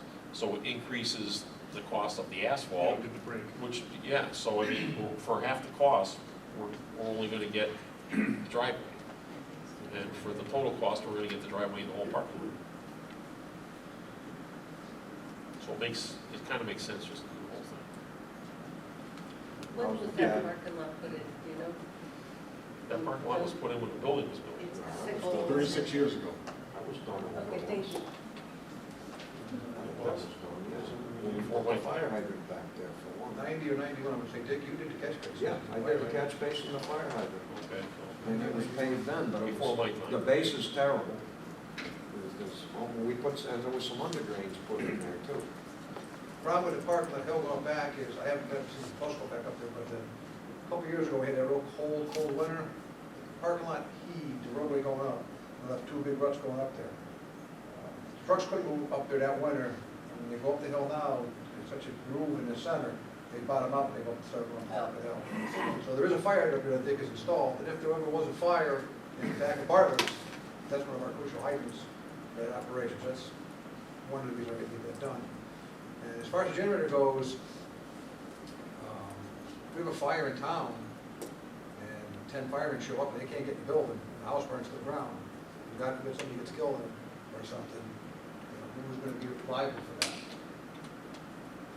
And plus, just getting in the firehouse at 2 o'clock in the morning with no lights, somebody could fall, bust their teeth open, you know, God knows what could happen. So it's actually a safety thing. Not a generator.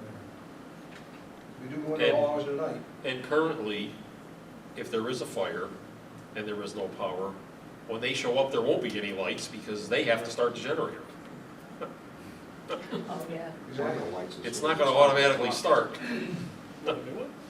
No, the new one, what I'm saying with the temporary situation we're in now. Right, the new one will be fine. Upstairs, it's like a switch to transfer the power over to the firehouse, and then Is there an opportunity to use particularly the senior center portion of the building for like a refuge area if we have another snowpocalypse? right now, the generators run underneath upstairs. They do not. Doesn't run right upstairs. This new one is gonna power the whole building, yes. So in the So, future, that with the would be new awesome. generator, you could use that as an area, yes. 'Cause we're gonna make sure the generator's big enough and the wiring's gonna be accomplished to power the whole building. Okay. Good answer. Well, it's. Another answer, It's the only way to another do it. question. The pad out front where the trucks go, how good is it? If you're getting in there paving and all that, you're talking peanuts more to, Yeah, haven't paid attention to it. I think the guy in the back could probably tell you. But our I price, don't think that's ever going to be replaced in front. our price did not include Yeah, but in I'm front of the saying, station you're at all. sitting there and you're talking peanuts more to do the complete job, if it needs it. You're talking I don't think it peanuts. needs anything. But the front, Yeah, there's about a 12-inch drop when you come out of the Yeah, door. come out of the doors, the truck will bounce, it always did. You know, there's a big drive, money's patched a couple times there.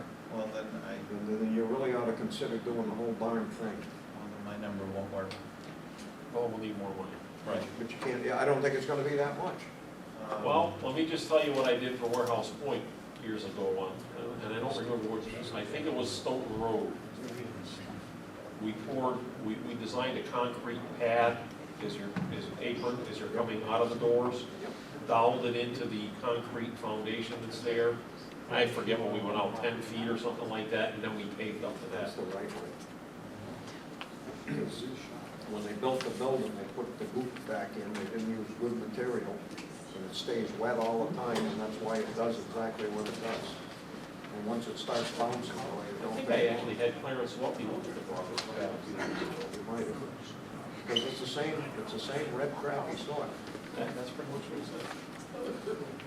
And when they did the building, they put the crap right back in. Low bidder. The problem is that there's a Board of Finance meeting tomorrow. We could bring these supplemental appropriations to the Board of Finance, and then we could have a town meeting to approve them. But if we don't do it tonight, it's going to be delayed. What about if you put a figure on it, not to exceed? Yeah. It's your recommendation because 175? Just thinking if you're doing all the asphalt. If you're gonna wanna do some concrete work there, it's gonna cost us a little more money. Yeah, if you're gonna go concrete. Not to exceed 200,000?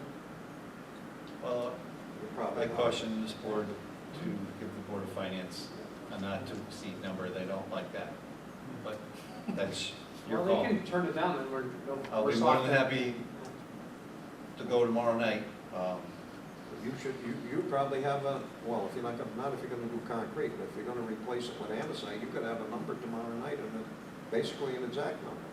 I'm sure Deloso will give you a price so fast your head will spin. I got this one in 2 hours. If he Make had a his own motion to phone, send he'd it probably to the have it Board in of 2 minutes. Finance.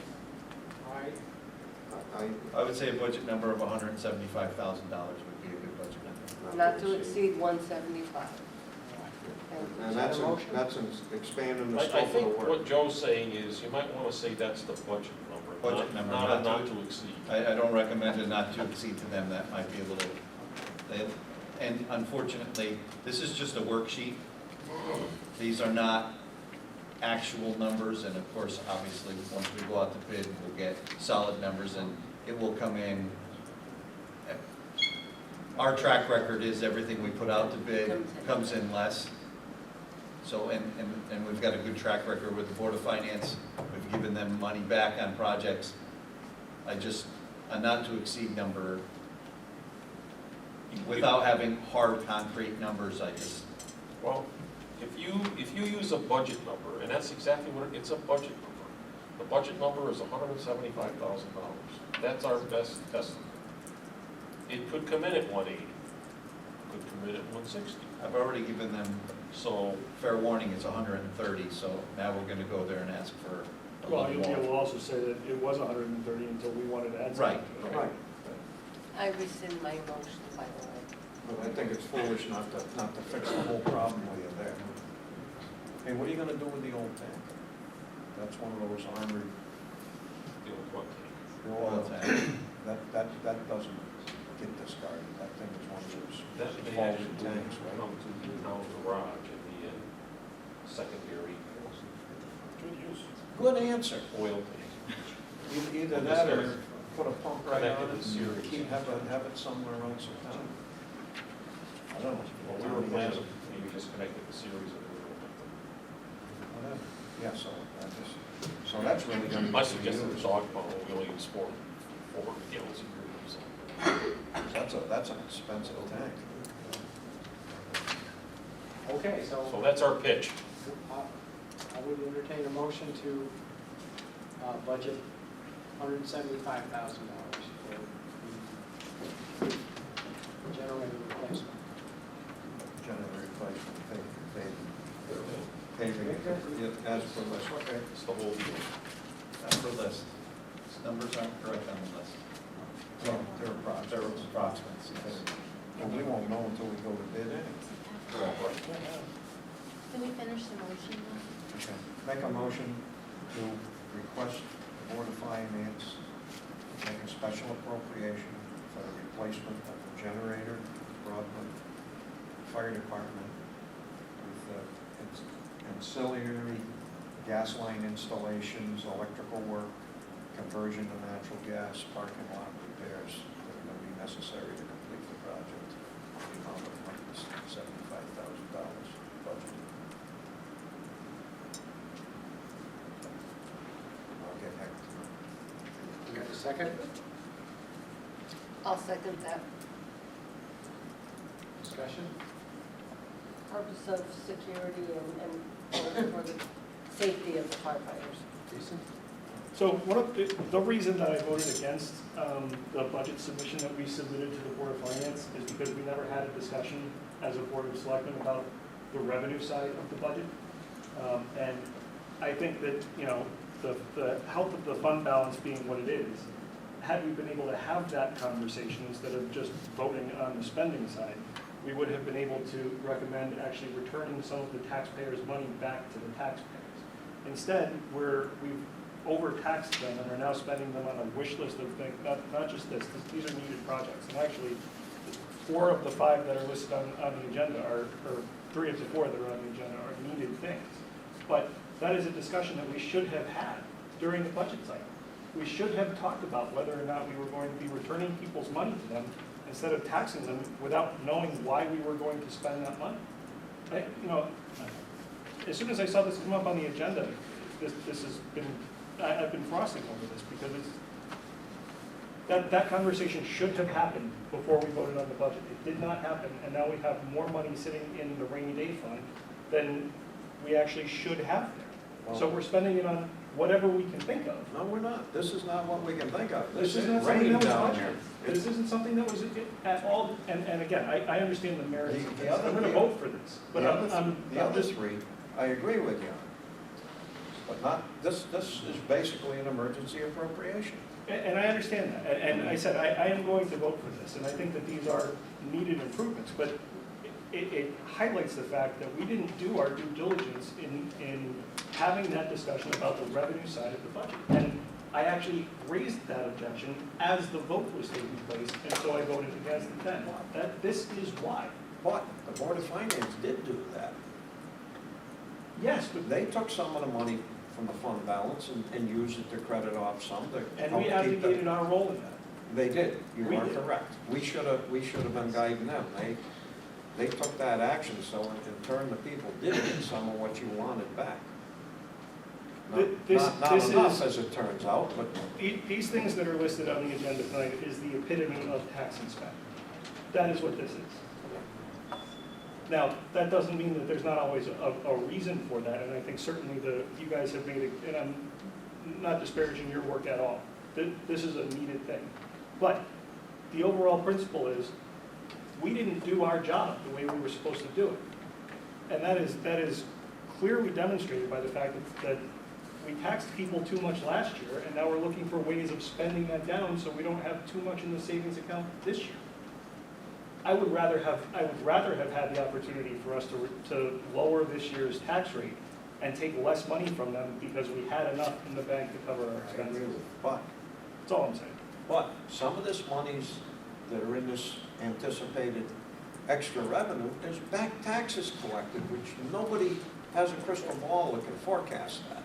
And this has happened for the last 2 or 3 years, that the tax department has done one hell of a good job. And this is why, part of the reason we have these surpluses, which go into fund balance. And obviously, we want to keep as much as we can in the piggy bank. So when something like this comes up, we can fund it. My hope is that during the next budget cycle, we'll actually take a look at the totality of the budget instead of just the spending side.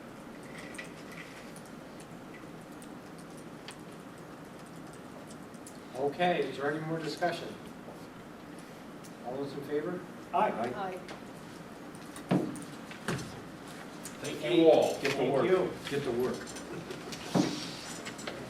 No, this is the easy one. You doing the signs too? What sign? Yes, no, well, if you want, you had done some work on the digital signs. Yeah, but no, I'll talk. Okay. So it's attached to your paperwork, Since we are doing supplemental appropriations, I thought I would bring up the digital signs. The digital signs will be put at one in front of the town hall, one in the annex, and it would really allow us to reach out to the residents. This, actually, I have, this was brought up before my administration. I actually have, in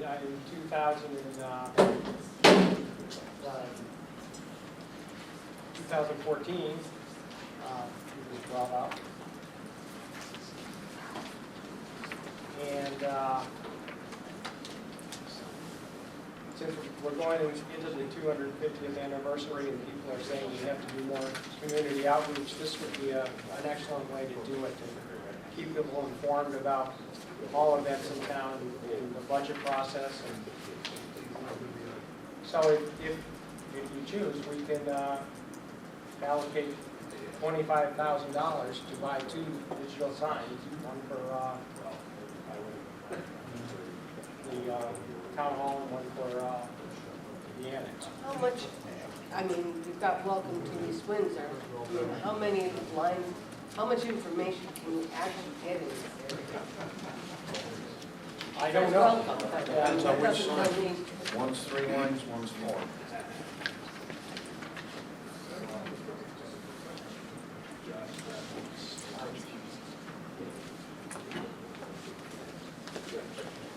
Now, is this price 130, is that including installation, or is that just buying the sign?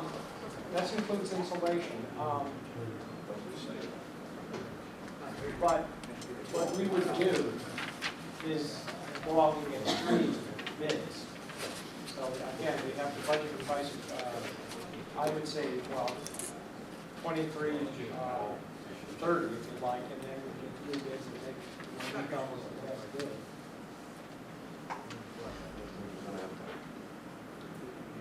Do some specifications, so we can bid it. Yeah, and I'd like to be able to see, I don't mind the header being standard, that's not a big deal, town of East Windsor, but there's gotta be enough area in here to be able to, if we can't get, to your point about the communications and the $10,000 to do the mailers, we can get that, right? No, we got 3,000 to do, which is one mailing, that's what we got in this year's budget. So if we want to keep the town informed, we need an area that we can put more than just one line on it. Well, but I think this, I've heard of people comment about this, and that's why it was brought to my attention, that they've driven through other towns and thought it was fantastic, and said, we should have something like that here. So they were very pleased with it. Okay, you want to say Could I something? be recognized? Yes. Janet Quick, 8 Blue Heron Lane. Lynn Stanley and I did a lot of research on this last fall. And I had a meeting with Lynn quite a while ago, and I gave him all the information that Lynn and I had. So he's got all that information. We did get 3 bids. I talked with men in Maine, Eustis, Maine, and I can't remember the other town. But there was a company that's located in Florida, and these other places, I think it was Bloomfield and maybe Stafford, also have these digital signs. All of that work has been done. Somebody has all that information. So to start at 0-1 is really not necessary. I think our question was, how many lines can you put up? Well, that was also written down. There could be a couple of choices. I don't have that information now. You could have 3 lines, it's gonna be rotating and revolving. Yeah. Digital, goes around. 3 lines. It's not just boom, boom, boom. Right. I'd like to be able to either go online and take a look at some of these. But I get the digital part of it. I just am wondering, with the town being rural the way it is, whether or not a digital sign really would fit the town to the best of its needed ability. Well, you know, those 2 towns in Maine that I talked with, they're very rural, very small. I don't even think they have the population that we have here, you know, like 1,500 maybe, one of them. But, you know, I know Lynn has some information, and Len, he's got it all, he's got it in his packet. So I just hate to start at 0 when so much has been done already with it. Well, I think we could put it off. We'll have to talk to Lori too. Yeah, there's that much stuff out there already. I'd really like to take a look at it. And I wonder if that counts as a sign on town property under that court decision. Yeah. I'm not sure, I hear what you're saying, but I don't know that's a the town answer. sign, not on town property. I don't know the answer, I'm just throwing it out there for. Bob, you gotta remember one thing. If we tell Paul that he can't put a sign in front of his house because it's too big, we can't go do the same damn thing without Put going a through the sign in. procedures. We can say East Windsor High School, that's a sign on it. If it exceeds the size of the regulations, you gotta go get a Oh, no, I variance. agree with that. You can't make the rule and then exempt yourself from it. Well, I'm not sure in Congress. Paul Anderson, I would recommend that you get the opportunity to go to the Center of Housing and see what they have operating. Because then you can see the type of signs that's being talked about. It works every day. Good. This is that, Paul? Bloomfield, Center of Bloomfield. Town? Town. Yep. Oh, they're a great idea. No, but you get to see one as opposed to yeah, pictures. Pictures are cute, but you see a sign out there, you get the sense of how it functions, how they're using it, and what And, it and does. how the whole graphic layout is The whole too, thing. because Yep. if it's too flashy, Well, there you go. you know, it's just gotta be in good taste, I guess. Well, it's gotta be visible and easily read too. Yep. Otherwise, Okay, they so- can defeat the purpose. I mean, that was a pet for quite a few years to get information out to the public. So what we're gonna do with that then is put it off. Gonna get paid, or postponed. postpone. Make a motion to postpone the digital signs for more information. Okay. Second. All those in favor? Aye. Next, possible supplemental appropriation is video equipment for this room. We've got an estimate of $8,138.18. So, again, we have to get two other estimates, but if we choose to go tonight, then we can move to the Board of Finance tomorrow.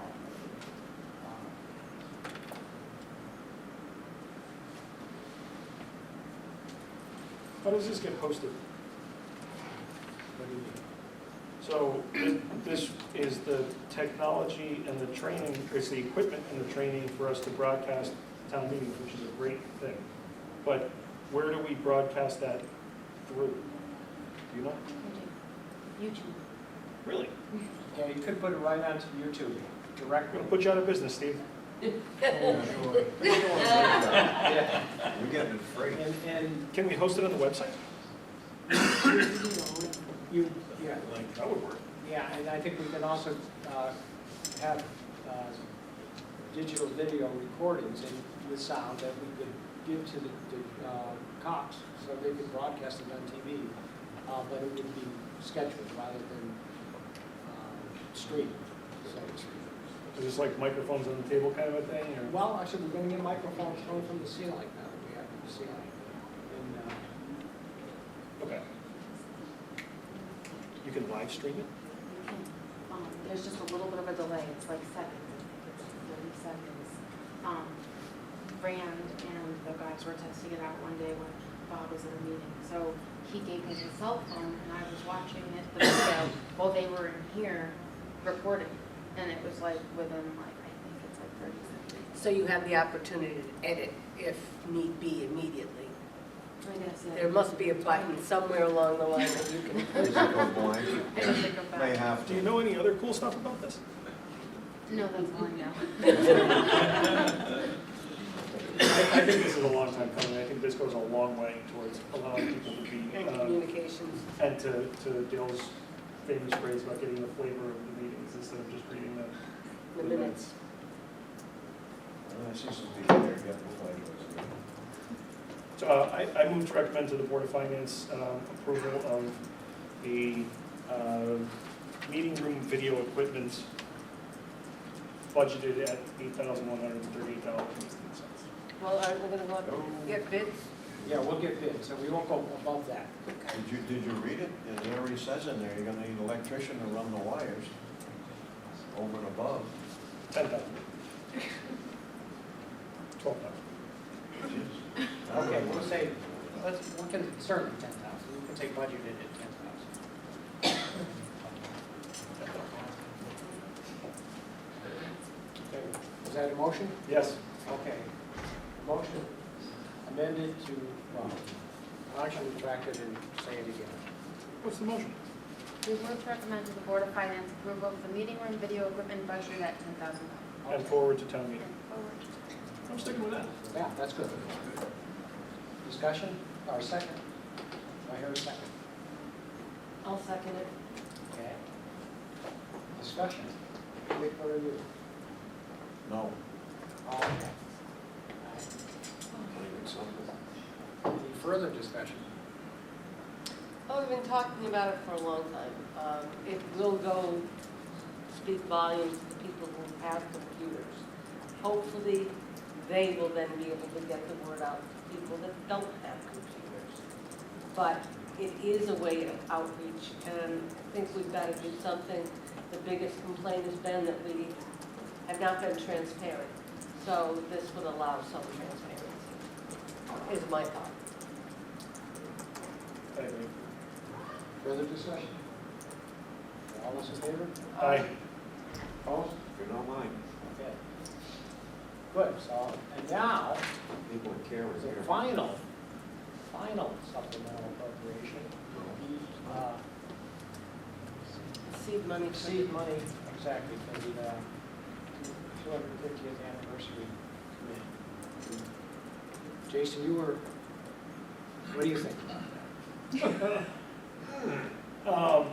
So when we went to visit the town of Tolland, they talked about their fundraising efforts, and they pointed out that the town seeded them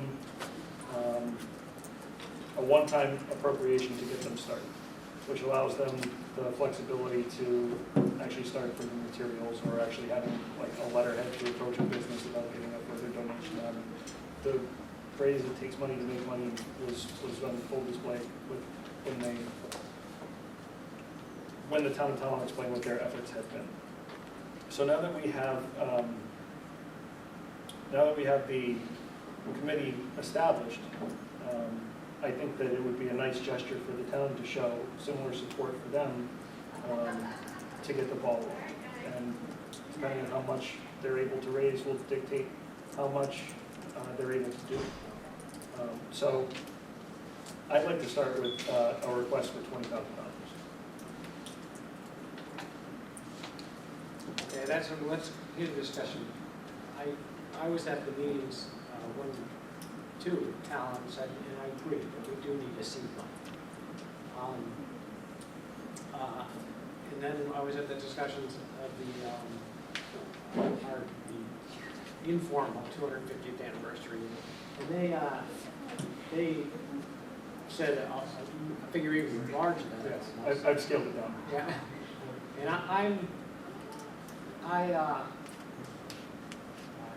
and my figure would be 10,000, and so I'm willing to compromise, and I think that if we need more later, when a year from now, maybe we could change our mind or give them more. But so I'm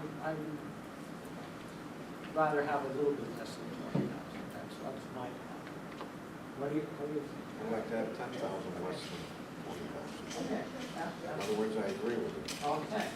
Well, I'm glad we're giving them seed money, but I think that also helps them to do some fundraising as well. You got to have merchandise You- produced. Yeah, and you've got a lot of people that are going to be specialties in that cause, so I'll go along with 10,000. I would, is there a motion up there? No, I don't think so. So I move to recommend to the Board of Finance and forward to town meeting an added appropriation of $10,000 for the 250th anniversary celebration committee as a contribution from the town towards their goal. Okay, is there a second? Yep. Any discussion? All in favor? Aye. Okay. Very good. Now, we're adding agenda items for the library. Okay. No, tax refunds. Oh, No, well, we added it on the agenda. Yes, we did. Right, we added it After the funds, it's C. I thought it would come before B. No, that was C. I make a motion to accept the approval of tax refunds in the amount of $741.49, dated 7/15/2016. all those in favor? Aye. Okay. Now, we'll go on to the Broadbrook Library.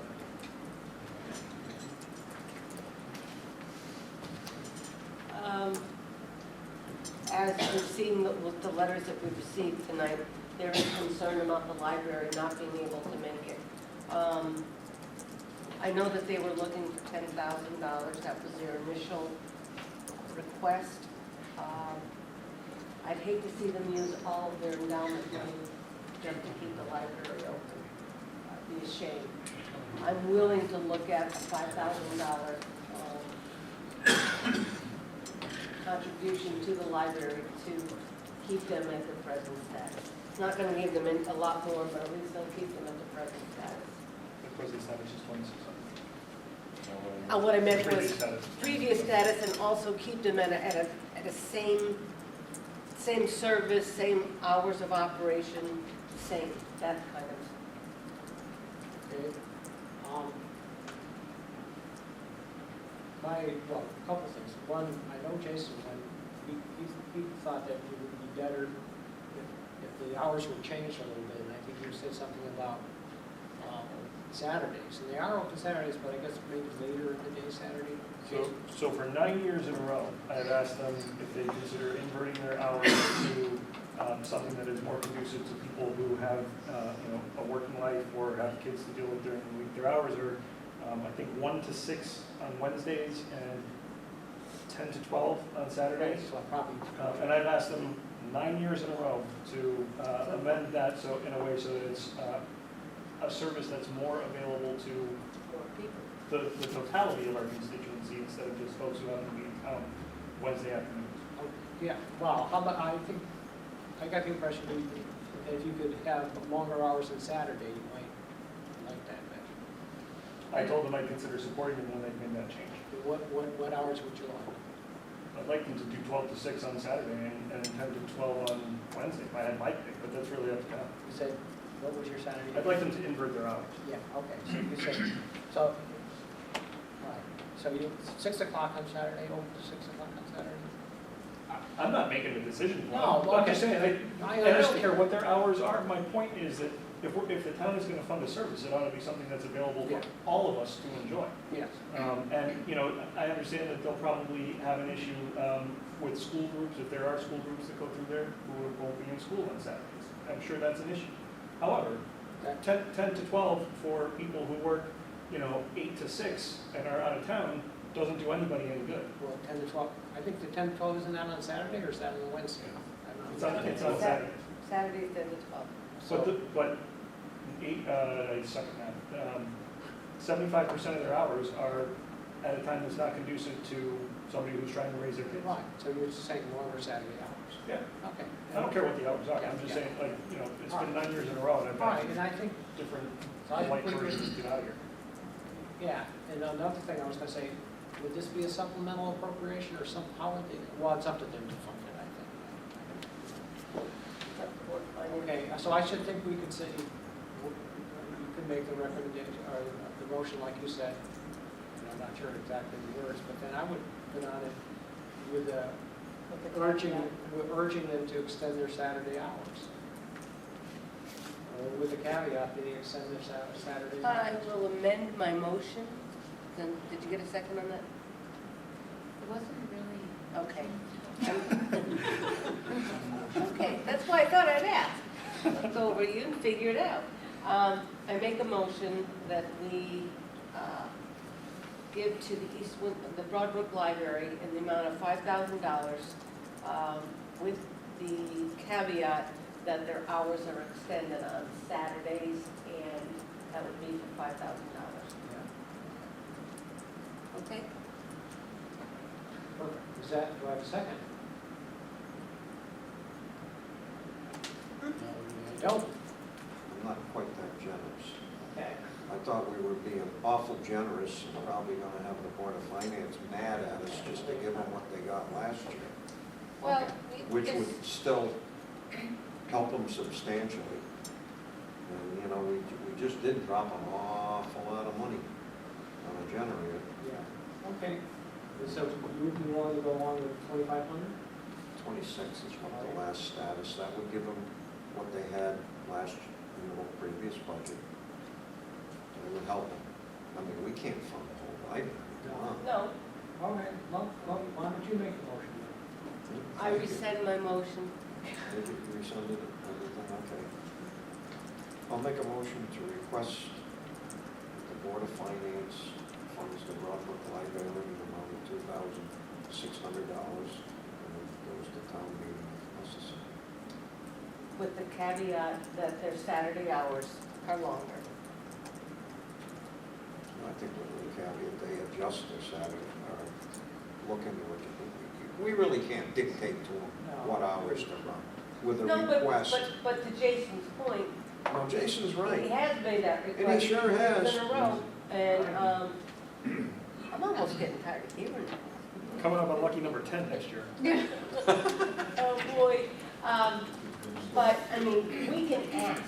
That's what we can request.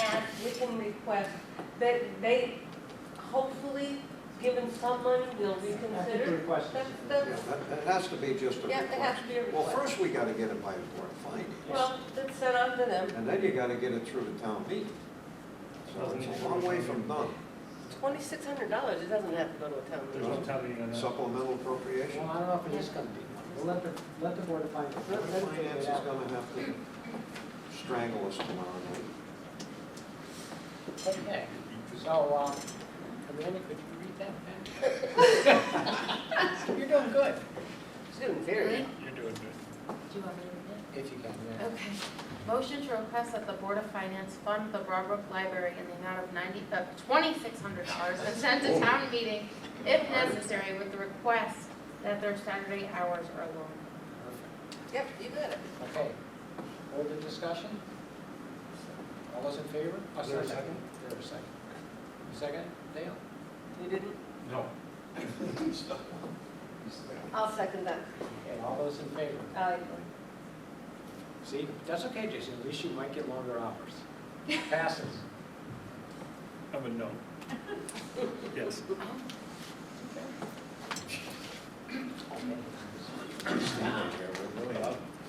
Make a quick comment on Sure that you now can. that you've done your motion. Yeah. I've been asked by 2 different people from the Association of the Library to get on their board. So keep this in mind as I make that decision. Why? There's more money where that came. No Oh, comment. don't I'm even. sorry. We're lucky if we get them approved. Well, yeah, in fact, go ahead. I'm just concerned with the reaction you're gonna get as soon as the youth center finds out that you're going to take care of somebody across the street and haven't taken care of them. And they were out today looking for a refrigerator because theirs let go and they lost some of the food over there. And they were actually looking to send a truck outside of the road to pick up a refrigerator to see if it worked. So they requested money and they're doing a phenomenal job, but the lady's running that center over there on their own sweat. I just think it's an embarrassment that you're taking care of one and not another. If you're gonna take care of both, that's one thing, but to take care of one and not the other, I think you're gonna get some resentment, down the road, but do what you have to do, understand that out. Okay, now we're gonna move along to comments and reports. Steve Weaver's not here, so we'll start with you, Jason. Steve knew he was first, that's why he stayed at home. On Tuesday, July 12th, Planning and Zoning approved a text amendment change to Section 802 of the town zoning regulations, which deals with elderly housing. The meeting surrounded, the meeting revolved almost entirely around the discussion of Calamar and their potential project here. They have 3 sites in Connecticut. They're in the process of developing one in East Windsor, one in Bloomfield, and one in Manchester. And I specifically asked if they were looking at developing all 3, or if they were looking at developing in one of those 3 towns. And the response was they were looking to develop all 3, which is good. They offered a presentation that outlined their elderly apartment complex proposal and showed some they had a PowerPoint presentation that outlined how they have structured it and laid it out and designed it in other states where they have a presence. They did have some issues with the town's senior housing regulations as well as some of our landscaping regulations. At this point in time, Calamar is not proposing an open space gift or a fee in lieu of open space for their development, which I thought was something that I hope the Planning and Zoning Commission will address. They have indicated that they may be flexible in terms of their age restrictions. In some communities, they do 55-plus apartments. In some communities, they do 62-plus. So the age requirements, they were flexible on based on what, well, I'm not sure if it's based on what they think their marketplace is or what they think our feedback would be. He wasn't clear on what would make that determination, but he said they're flexible, so I guess it's better than being rigid. Some commissioners expressed some concern about potential issues arising from traffic patterns along Route 40. The location that they're looking at certainly has some congestion issues. They were more concerned about obstructions to the point of ingress versus any point of egress, particularly if there's a fire.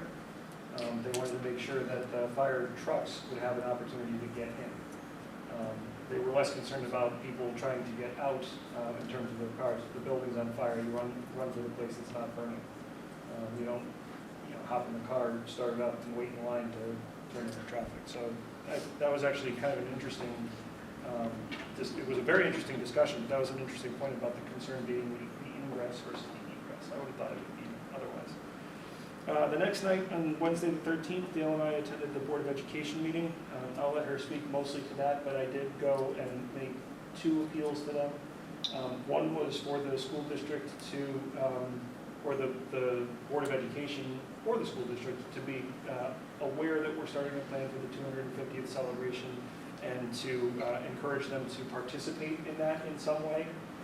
And they were actually pretty, they seem to be excited about that prospect. So I'm hoping that we'll have some participation from them. The other thing I asked of them, if you look at the student enrollment for the school, and this information is a little bit dated, but at a point in time, we had 1,500 eligible students who were living in the town, who were eligible for public education under the state constitution. Of them, 500 went to not East Windsor schools. So 1 in 3 kids go someplace else. And what that means in a lot of cases, not all, but in a lot of cases, is that the money associated with those kids that we get from the state also goes with them. And we need to keep the seat available should they decide to come back. So one way that I suggested to them previously, and again last week, that we can encourage students to stay in the school district is just simply changing when we do our student recruitment. And we should be recruiting too.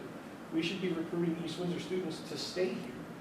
And we could do that in one case. A good friend of mine, his daughter goes to Rockville High School to participate in the VOAG program. And they had to make the decision about whether or not she was going to go to Rockville High School before East Windsor even started the recruitment process. So just by changing when in the calendar we start trying to market ourselves as a good place to educate your kids, could go a long way towards retaining those students here and keeping the funding that's associated with them here. That's a rising tide that lifts all boats. So I made that point in the past, and I reiterated that I would be very willing to work with them early in the school year if they are interested in doing that. I hope that they'll take me up on that. On Friday, the 250th Anniversary Celebration Committee held a video screening on July 15th to view the video from the 200th celebration, which is available on YouTube. I wasn't able to go, but I certainly would encourage that folks take a look at that. First of all, it's cool that, Mr. Wilson, I think you're actually front and center there. By the way, you look great. It's a cool look back onto where we were 50 years ago. It's also a source that we can pull from to start planning for what we're going to be doing in 2018 and maybe look to see where we hope we're going over the next 50 years. So those videos are available on YouTube. It would be really great if, now that the committee is formed, if we could actually host those links to the YouTube page on our subcommittee website. That would be a great teaser to get people interested. Yeah, it's very poor Very quality. poor quality, I We, don't think when we should. I went Yeah, there, I've seen- Unless you can find Charlie's originals. yeah, they just had reel-to-reel and they showed it on the screen and videotaped it, but, it's better than nothing, and It's it. better than nothing. And, you know, think about what the technology was in 1968. You know, that's what you got. Yeah. It'd be great if we could beam back, you know, 21st century technology. Digitalized the reel-to-reel, but. So that's all I have. I'm still getting back up to speed because I can't drive anymore. Did you say they approved text amendments? No, they opened the hearing. No, they opened the hearing. I could have sworn I said they approved. Maybe I did say approved, you're right. Yeah, No, they did not approve it. They opened the hearing. They considered. And it's continued. Thanks for the correction.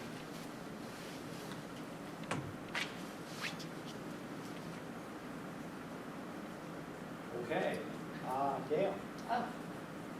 As Jason stated, we went to the Board of Ed meeting on 7/13. We stayed for quite some time. I dragged them along.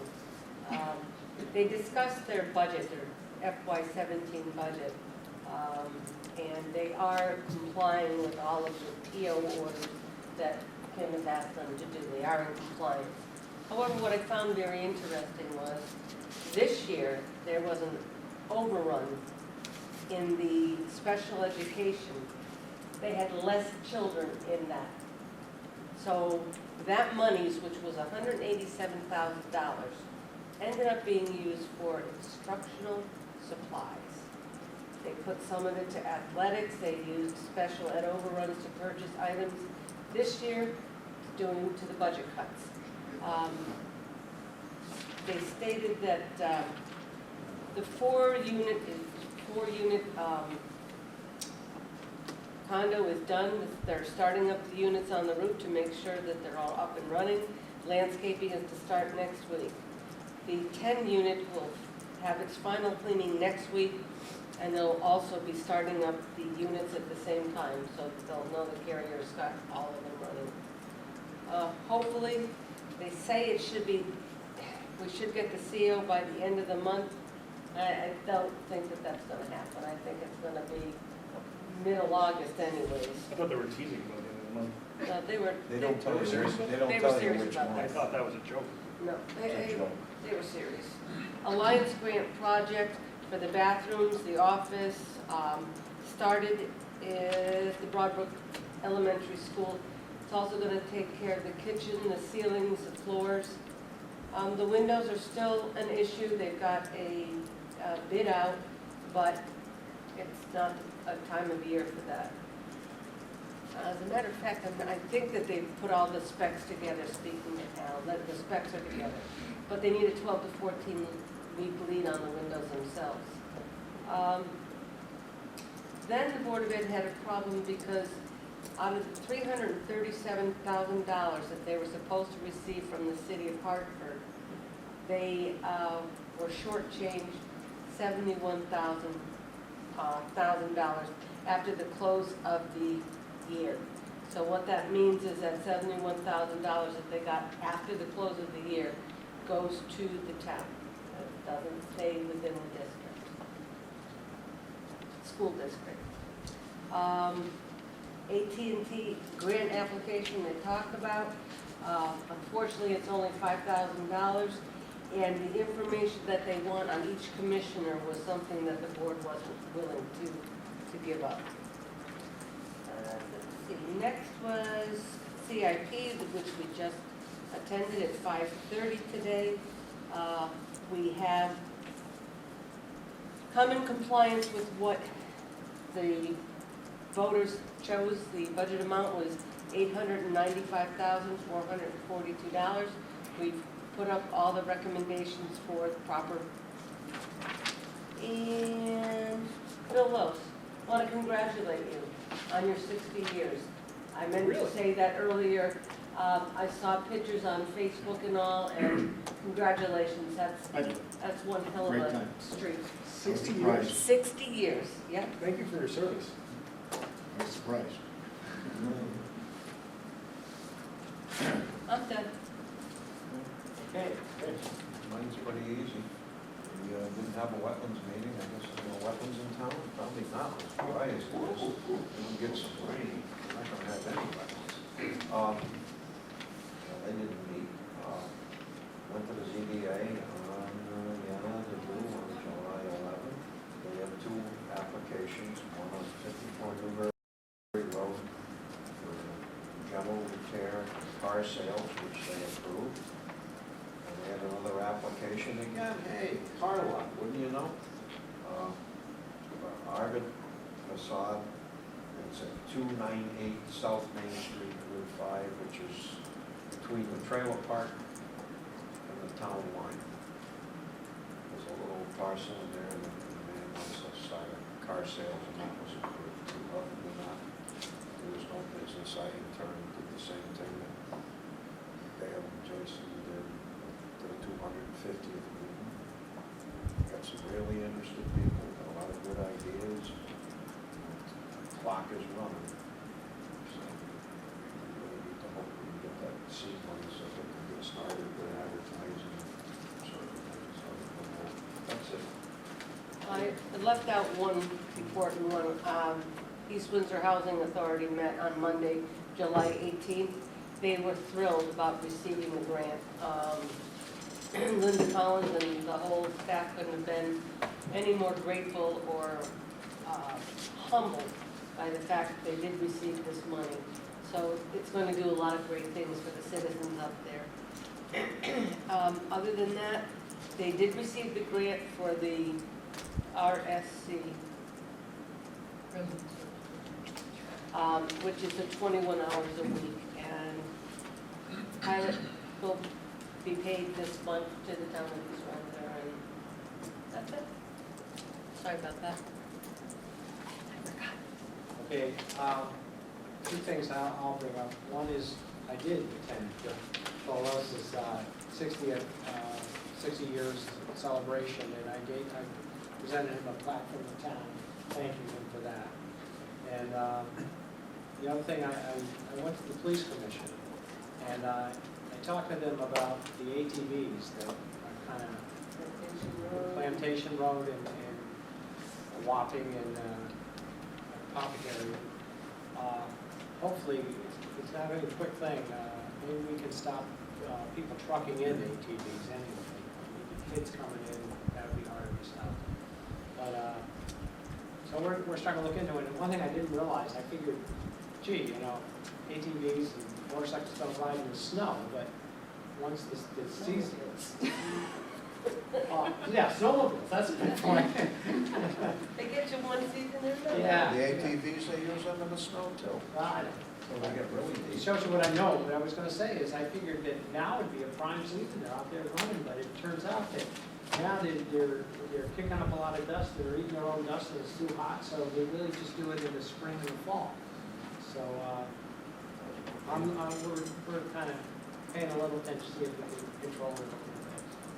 Did you mention the concerns about some questionable behavior on the Warehouse Point Green? I didn't.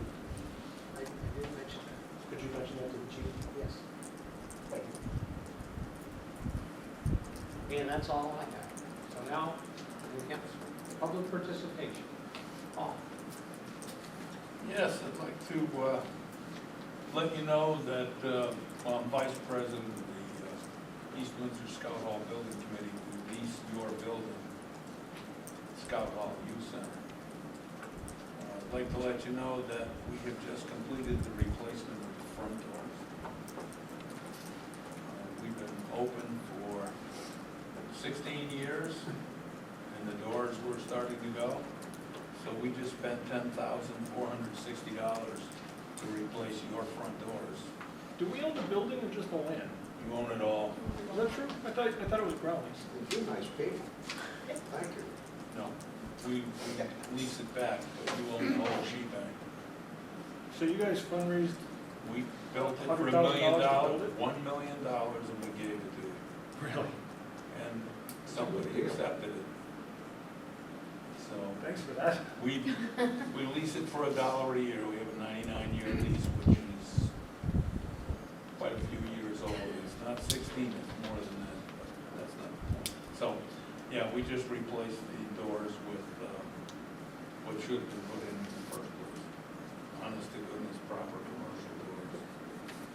That should last you, sorry, should last you for many years to come. Thank you. It might last you a while too. Yes. Nice doors.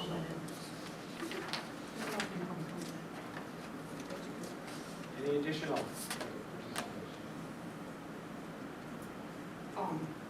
Just because you don't have enough on the board for the fire department, is anyone gonna reach out?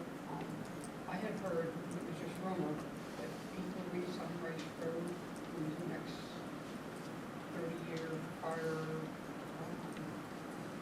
Now, he would be a good candidate.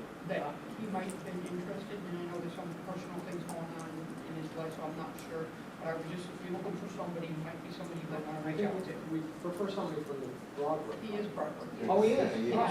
Bryce Road's Broadway. Right on his Broadway. I just throw his name out there if somebody wants to reach out to him. Okay. You know, fine if you don't. You don't have to, but I just throw him If that you out. get anybody Yes, out this of is any like- that's gonna reach out.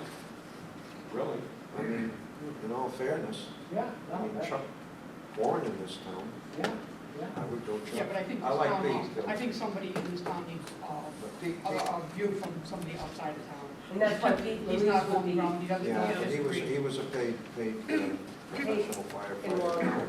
No, I just no, didn't know if you absolutely were- not. I mean, And I don't public know what, guy, I don't know what no, party affiliation We, is. we did put, I think he's another name that would put you. He's unaffiliated. He's un- That board is evenly balanced right now. he's unaffiliated? Oh, there's a Republican on it. Fire protection, there's 5. Oh, is it? Yeah, Flag Republic? Oh, okay, I'm getting backwards. 5 Republicans, 4 Democrats. That's, now, those, no, one of them, Chuck got out, so there's 5 Republicans, Chuck 3 Miller, Democrats. is he the warehouse one? Yes, but he was never in the fire department, Okay. ever, Yeah, that I know. I just, that's, I he just, would be a great. I just don't want to stack it one way or the other. I'm not looking to stack it either, I'm just throwing out something that. And that would be stacking it. And I don't care less what he's registered as or what he does. He just knows his stuff.